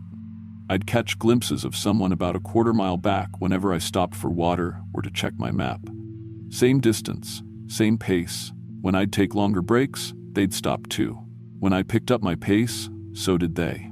At first, I figured it was just coincidence. The trail only goes one direction, after all. But by the end of day 5, I was getting uneasy. I'd tried slowing down to let whoever it was catch up, but they'd slow down too. I'd tried hiking later in the day to change my timing, but there they were the next morning, still maintaining that same distance behind me. I never got a clear look at them, just a figure in dark clothing, always just far enough away that details were impossible to make out. Male or female, young or old, experienced hiker or weekend warrior, I couldn't tell. But they were definitely following me, and they definitely didn't want to be seen. On day 6, I made a decision that probably saved my life. Instead of camping at the designated shelter like I'd planned, I hiked an extra 2 miles past it and set up my tent well off the trail, hidden in a dense grove of rhododendrons. I made no fire, ate cold food, and went to sleep early. Around 2 a.m., I woke up to the sound of someone moving through the forest nearby. Not on the trail, through the woods, maybe 50 yards from where I was hidden. Footsteps in the fallen leaves, deliberate and searching. They circled my position for at least 20 minutes before moving on. The next morning, I hiked back to check the shelter I'd skipped. There was fresh sign that someone had camped there. Disturbed leaves where a tent had been, but no other trace. No trash, no forgotten gear, nothing you'd normally see at a backcountry campsite. It was like someone who knew how to move through the wilderness without leaving evidence had spent the night looking for me. That's when I started paying attention to details I'd been ignoring. The hiker following me never seemed to need rest stops. I'd been tracking my own pace with a GPS watch, and I'm a pretty consistent hiker. About 2.5 miles per hour on flat terrain, slower on climbs. But whenever I'd check behind me, that figure was always the same distance back, regardless of terrain or how long I'd been hiking. No human maintains that kind of precise distance without making a conscious effort. Also, I realized I'd never seen them at water sources. The AT has reliable water every few miles, and every hiker has to stop to filter and refill regularly. But in 3 days of being followed, I'd never caught my shadow actually drinking or filtering water. They just appeared again after I'd moved on. On day 7, I decided to test something. There's a section of trail near the Virginia-Tennessee border where the AT makes a sharp switchback up a ridge. You can see the trail below you for almost a mile as you climb. I stopped at a viewpoint and watched for my follower. Nothing. The trail behind me was empty. But when I looked down at the valley floor, parallel to the official trail, I could see someone moving through the trees. Same dark clothing, same general size and shape, but they were cutting cross-country, following the ridge contour instead of the switchbacks, moving faster than any human should be able to move through that kind of terrain. That night, I didn't even pretend to sleep. I sat in my tent with my knife in my hand, listening. Around midnight, I heard my own voice calling from the darkness. "Marcus? Hey Marcus, you in there?" It was my voice, perfectly mimicked, coming from maybe 30 feet away, but I wasn't making any sound. I was sitting frozen in my sleeping bag, trying not to breathe. "I think I'm lost, man. Can you help me out?" The voice moved around my campsite, always staying just outside my tent's light radius. It knew my name, knew my speech patterns, sounded exactly like me calling for help. But there was something slightly off about the pacing, like someone reading from a script they didn't quite understand. "Marcus, come on, I know you're in there. I saw your tent." I gripped my knife harder and forced myself to stay silent. After about 10 minutes, the voice stopped. But I could still hear something moving around outside, circling my tent, breathing heavily. Just before dawn, I heard my own voice one more time, but different. Quieter, more personal. "Sarah's going to be so disappointed when you don't make it home. Sarah is my ex-wife. We divorced 3 years ago, and I'd never mentioned her to anyone on the trail. There was no way a random hiker could know about her, let alone know that her disappointment was one of my deepest fears. When the sun came up, I packed my gear and got back on the trail as fast as I could. I needed to reach the next town, needed to be around other people, needed to get away from whatever was hunting me in those mountains. But the thing following me had other plans. The trail that day led through some of the most remote terrain in that section. No road crossings, no shelters, just miles of narrow ridgeline through old-growth forest. Perfect hunting country, if that's what this was. Around noon, I stopped for lunch at a small clearing where the trail crossed a creek. I was filtering water when I heard voices approaching from the direction I'd come. Happy, excited voices. Day hikers. From the sound of it, I felt a wave of relief. Other people meant safety, witnesses, normal human interaction. I waited for them to reach the clearing. But when they appeared, I almost dropped my water filter. It was 3 versions of me, not similar-looking hikers. 3 identical copies of myself, wearing my clothes, carrying my gear, talking in my voice. They were having an animated conversation about trail conditions and water sources, discussing plans for the night's camp. Perfect mimicry of how I might talk to other hikers. They saw me and waved cheerfully. "Hey there, great day for hiking, isn't it?" One of them called out, using my voice, my mannerisms, even my habit of adjusting my pack straps when I stopped. I grabbed my pack and ran. Behind me, I could hear them laughing, my own laughter, but wrong somehow, like a recording played at the wrong speed.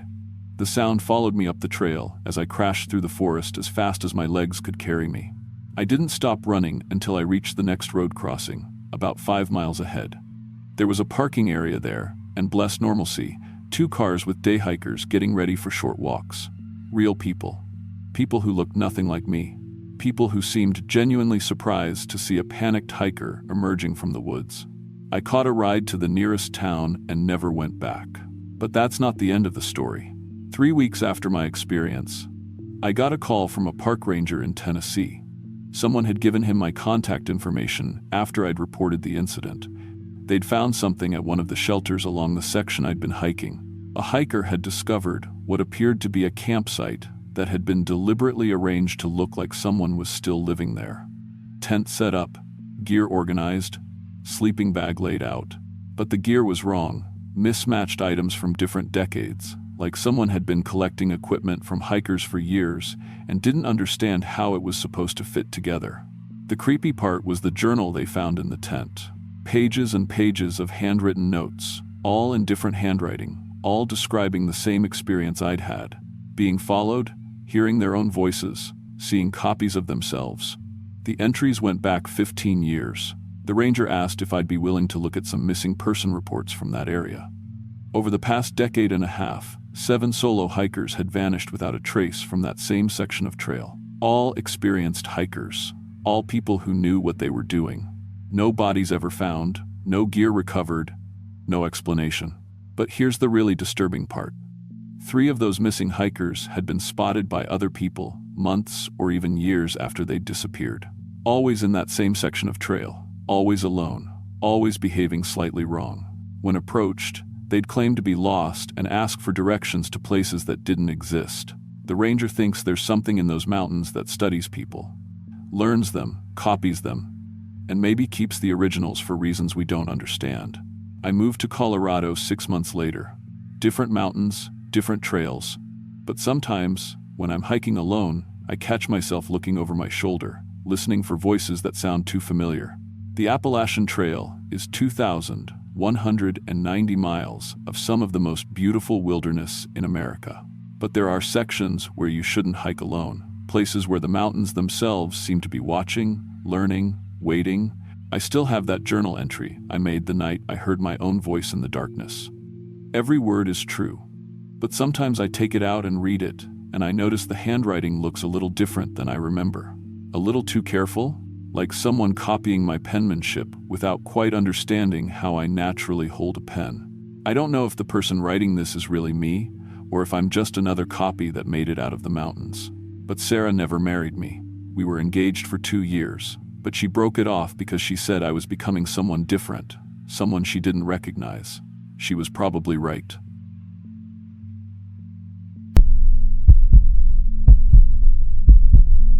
I'm Tommy Rodriguez, and I've been working at the Jiffy Lube in Charlestown, West Virginia for 3 years now. Started there right out of high school when I couldn't afford college and needed something steady. It's honest work, oil changes, tire rotations, brake inspections, and my manager Jerry treats me fair. Been saving every extra dollar I can, living with my mom and her boyfriend Rick in their double wide just outside town. Rick's not a bad guy, but he's got opinions about everything, especially about me. Finding direction in life. Every dinner conversation somehow turns into career advice I didn't ask for. My mom tries to keep the peace, but I could see the strain wearing on her. When I mentioned wanting to try solo backpacking, Rick actually perked up. Good idea, he said. Time in the wilderness builds character, teaches a man to rely on himself. Coming from Rick, that was practically a blessing. I'd never done any serious hiking before, but I'd always been drawn to the mountains. Growing up in West Virginia, you're surrounded by them, but most folks stick to the valleys and towns. The real wilderness, the places where cell phones don't work and you can't hear traffic, that was foreign territory. I spent weeks researching gear, reading trail reports, watching YouTube videos about wilderness survival. Finally settled on a 4-day solo trip to a remote section of the Appalachian Trail, about 50 miles southeast of Charlestown. The plan was simple. Drive to a trailhead near the Virginia border, hike 8 miles to a backcountry shelter, spend 3 nights getting comfortable with solitude, then hike back out. Nothing too ambitious, but far enough from civilization to feel like a real accomplishment. I bought decent gear with my savings, a good 3-season sleeping bag, a reliable tent, proper hiking boots.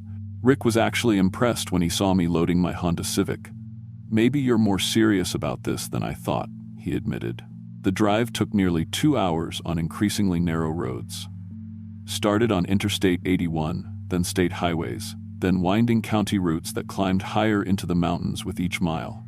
The last stretch was a gravel Forest Service road that made my little car work hard just to keep moving. By the time I reached the parking area, really just a wide spot where the road ended, it was mid-afternoon, and the forest felt completely untouched by modern life. The trailhead was marked with a weathered wooden sign that looked like it hadn't been maintained in years. According to my research, the shelter was 8 miles in, following white blazes painted on trees. The first few miles were well-maintained trail, but gradually it became more primitive, just a footpath winding through old-growth forest that blocked out most of the afternoon sun. I'd been hiking for about 6 miles when I started noticing something odd. Every few hundred yards, I'd see what looked like scratch marks on trees. Not from animals, but deliberate cuts, like someone had been marking territory with a knife. The marks were fresh, maybe a few days old, and they seemed to follow the trail. At first I figured it was just other hikers leaving signs for friends or something, but the marks got more frequent as I got deeper into the woods. The forest was unusually quiet too. No bird songs, no squirrel chatter, no insect buzz, just the sound of my own footsteps on the leaf litter. I'd grown up around these mountains, and they were never this silent. Something was keeping the wildlife away from this area. When I finally reached the shelter clearing, as the sun was getting low, I could smell wood smoke before I saw anything. My heart sank a little, so much for having the place to myself. But as I approached, I realized there wasn't just one other camper. There were 3 tents set up around the 3-sided wooden shelter, and several people sitting around a fire ring. "Hey there," called out a tall, lean guy who looked to be in his early 30s. "I'm Mark. Welcome to our little gathering." I dropped my pack and introduced myself. Besides Mark, there was Sarah, a woman in her 40s with prematurely gray hair and intense green eyes, and David, a younger guy about my age with the kind of deep tan you only get from living outdoors. They all had the gear and demeanor of experienced backpackers, and they seemed genuinely friendly, inviting me to share the fire and shelter space. "First time in this section?" Sarah asked, and I nodded. "It's special here. Different from the rest of the trail, you'll see." As I set up my sleeping area in the shelter, I noticed they were all eating constantly. Not just normal camping meals, but constant snacking, trail mix, jerky, energy bars, even just crackers. Every few minutes, one of them would grab something from their pack and start chewing. When I mentioned it, Mark laughed. "Fast metabolisms," he said. "Spending this much time in the wilderness, your body burns through calories like crazy." We've learned to eat whenever we can, but looking at them, they were all fairly thin. Not unhealthily so, but definitely not the build of people who ate as much as they seemed to be eating. And there was something about the way they chewed, aggressive, almost desperate, like they hadn't eaten in days. We talked as the sun went down and I cooked my dinner on my camp stove.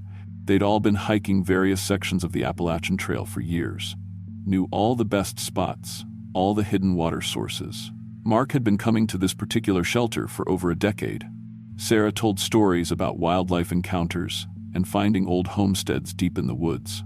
David was quieter, but when he spoke, it was with the confidence of someone who'd spent serious time in the backcountry. But there were little things that felt off, like the way they all made these subtle digestive sounds, not just normal stomach rumbling, but deeper, more resonant gurgling that seemed to come from lower in their bodies. And their breath had this strange metallic smell, sharp and unpleasant, like old coins. When Sarah offered to share some of her special trail food with me, I politely declined. She was pulling stuff out of her pack that I couldn't identify. Dark, oily chunks that looked like they'd been cured or dried, but not like any camping food I'd ever seen. Some of it looked almost raw, and when Mark bit into what appeared to be a strip of meat, I swear I saw dark juice run down his chin. "You sure?" David asked, holding up another piece. "It's incredibly sustaining. Really gives you everything your body needs out here."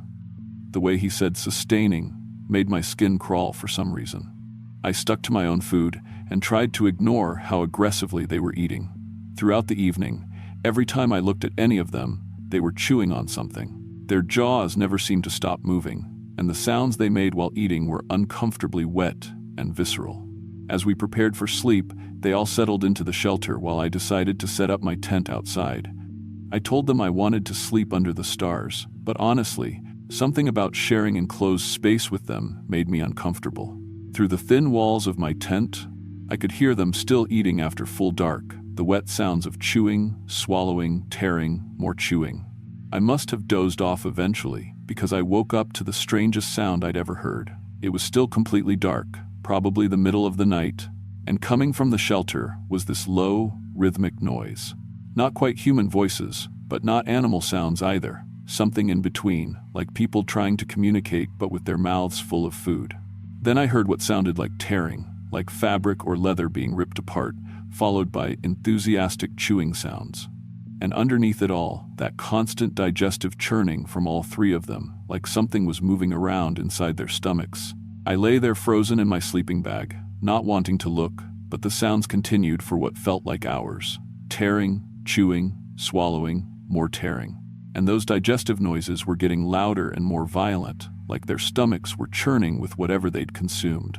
When I finally worked up the courage to peek out of my tent, I could see flickering light from inside the shelter, not from a flashlight or lantern, but something dimmer and more orange. And there were shadows moving against the walls, but the shadows didn't look human. They were too long, too angular, moving in ways that suggested joints bending in directions they shouldn't. Morning came eventually, and when I emerged from my tent, I found all three of them sitting around a freshly built fire, cooking what looked like normal breakfast food. They seemed perfectly fine, cheerful even, asking how I'd slept and if I was ready for a day of hiking. But when I looked at their arms and faces, I could see what looked like fresh scratches or cuts, thin red lines that definitely hadn't been there the night before. "Thorns," Sarah said when she noticed me staring.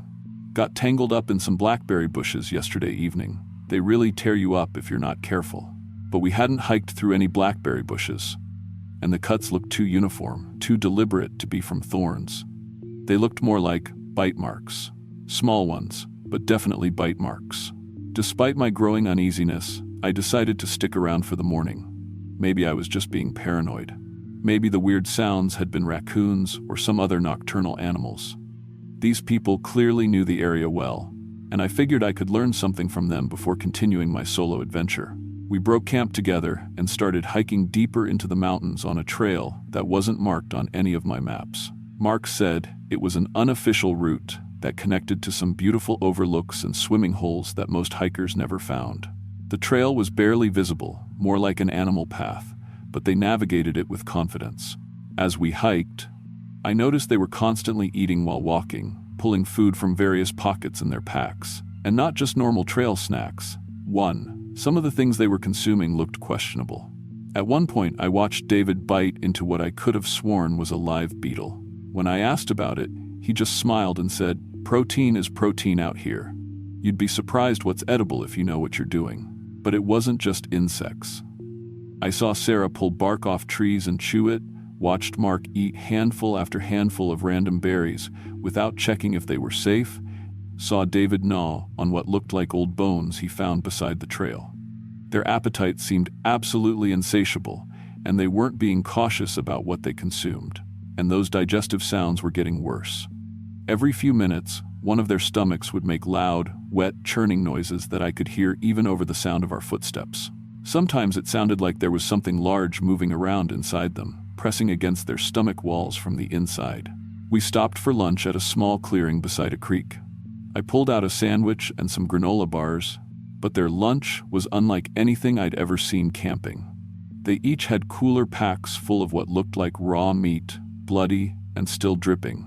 When they started eating it with their hands, tearing off chunks and swallowing them barely chewed, I had to look away. "You sure you're feeling okay?" I asked.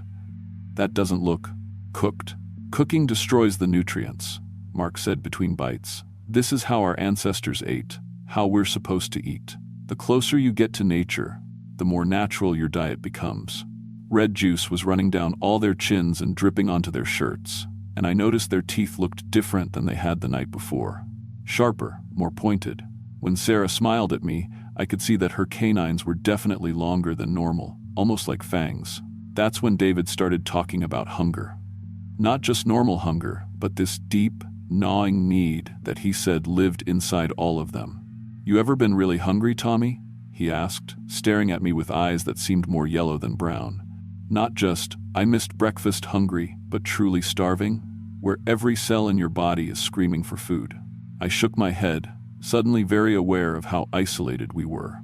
"We have," Sarah continued, "been that hungry our whole lives, until we found this place, found what lives here, found what feeds the hunger properly." She reached into her pack and pulled out what looked like a chunk of meat. But as I stared at it, I realized with growing horror that it looked suspiciously like a human thumb. "Guys," I said, backing away slowly. "What is that?" Mark grinned, and I could see that all their teeth had definitely changed. They were pointed now, like a shark's, and there were too many of them. "Lunch," he said simply, and took a bite. I turned and ran. Behind me, I could hear them laughing, but it didn't sound human anymore. It was wet, gurgling sounds, like someone choking on their own blood. I crashed through the underbrush, branches tearing at my clothes and face, trying to remember the way back to the main trail. But I was completely lost. These weren't marked trails, and everything looked the same. Panic was making it hard to think clearly, and I could hear them behind me, not running but walking steadily, like they knew they didn't need to hurry, like they knew these woods better than I ever could. "Tommy," Sarah's voice called through the trees, but it sounded wrong, deeper than before, with an odd echo like she was speaking from inside a tunnel. "Don't make this harder than it needs to be.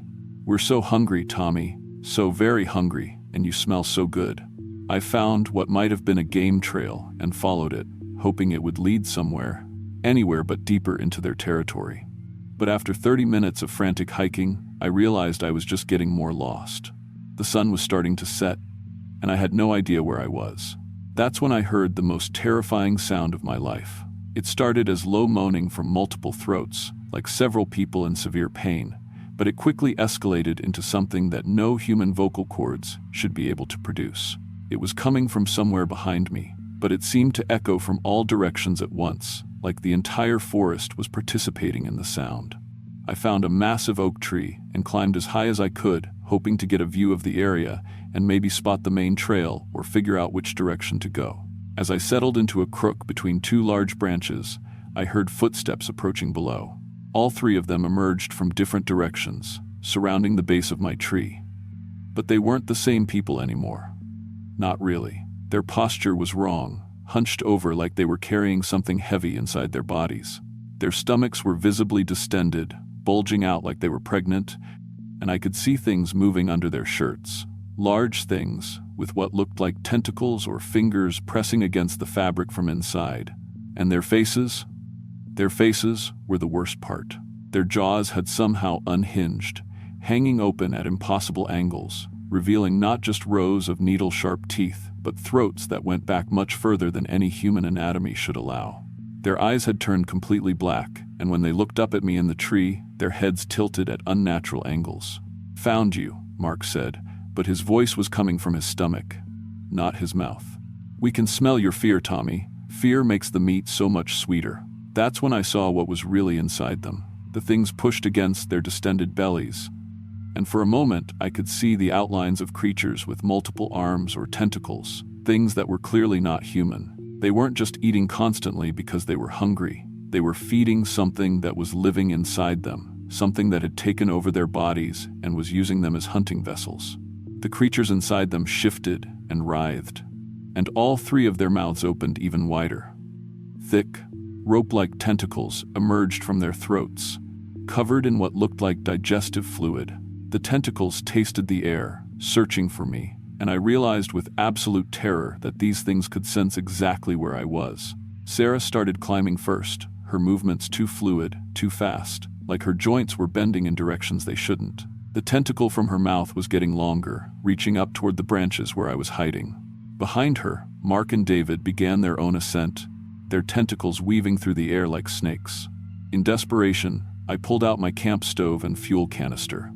My hands were shaking so badly I could barely work the controls, but I managed to get a flame going. When Sarah's tentacle got close enough, I held the flame directly against it. The scream that came from her was inhuman, but it was joined immediately by screams from Mark and David, like they were all connected somehow. The tentacles recoiled instantly, and whatever was inside, all of them writhed violently. Sarah lost her grip and fell to the ground, convulsing as the thing inside her thrashed around in apparent agony. But the other two kept climbing. I realized the flame had hurt them, but it wasn't going to stop them. In desperation, I grabbed my fuel canister and threw it down as hard as I could while holding the lit stove above it. The explosion when the canister hit the ground and ruptured was smaller than I'd hoped, but it was enough. A ball of flame erupted at the base of the tree, and both Mark and David screamed and fell, their tentacles withdrawing back into their throats. The creatures inside them seemed to be in agony from the heat and light. I climbed higher and waited. For hours, I could hear them writhing and moaning below, but gradually the sounds faded. When dawn finally came and I could see clearly, all three bodies were still there at the base of the tree, but they looked deflated, like balloons that had been popped. There were dark stains spreading out from each of them, and the smell was indescribable, like rotting meat mixed with something chemical and alien. I finally climbed down and, using Mark's compass and map, tried to navigate back toward the main trail. It took me most of the day, and I had to backtrack several times when I realized I was heading deeper into the wilderness instead of out. When I finally reached the marked trail, I practically ran the remaining 8 miles back to my car. The drive home was a blur of shaking hands and constant checking of my rearview mirror. I kept expecting to see them walking along the roadside, somehow still alive, still hunting. I reported their deaths to the authorities, but I didn't tell them the whole truth. How could I? I said I'd found 3 bodies that looked like they'd died from some kind of animal attack.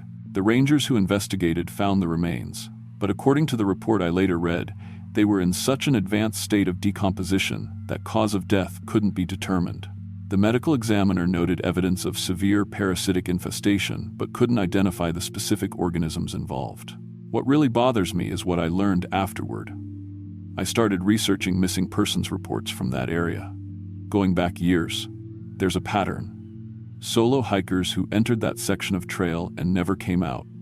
But also small groups, families, even experienced trail crews who disappeared without a trace. And there are stories from other hikers who did make it out, stories that got dismissed as hallucinations or tall tales, but they all have similar elements. People camping at remote shelters who met helpful hikers with endless appetites and wrong-sounding voices. Encounters with people whose eyes reflected light like animals, who made wet sounds when they breathed, who seemed to know things about the forest that no human should know. I think what I encountered wasn't unique to those three people. I think there's something in those mountains, something ancient and hungry that's been infecting hikers for decades, using them as hosts, as hunters, to bring it fresh meat from the steady stream of people who venture into its territory. I never went back to that section of trail. Hell, I barely go hiking at all anymore. I kept my job at the Jiffy Lube and eventually saved up enough to move into my own place in town. Rick was proud that I'd toughed it out in the wilderness, though he never knew how close I came to becoming someone else's meal. Sometimes I wonder about other remote areas along the Appalachian Trail, other places where hikers go missing, where the local wildlife goes quiet, where helpful strangers offer to share food that no sane person would eat. I wonder how many of those missing person reports aren't about people getting lost or injured, but about people meeting something that was wearing a human face and pretending to be just another hiker looking for company on a lonely trail. These days, I stick to populated areas. When people ask me about my solo hiking experience, I tell them it taught me that some kinds of solitude aren't worth the risk. There are things in those mountains that are older and hungrier than anything we understand, and they've learned that the best way to hunt is to look like the very people we trust most. Fellow adventurers who seem to share our love of the wilderness. The Appalachian Trail is over 2,000 miles long, passing through some of the most remote wilderness areas on the East Coast. Every year, millions of people hike sections of it, and every year, some of those people don't make it home. The official statistics blame exposure, getting lost, accidents, heart attacks, but I know better now. I know that sometimes, when you're alone in the woods, and you meet someone who seems just a little too eager to help, a little too interested in where you're camping, a little too hungry for their own good, sometimes the smart thing to do is trust your instincts and walk away, because the mountains are full of things that have learned to imitate human kindness, and they're always looking for their next meal.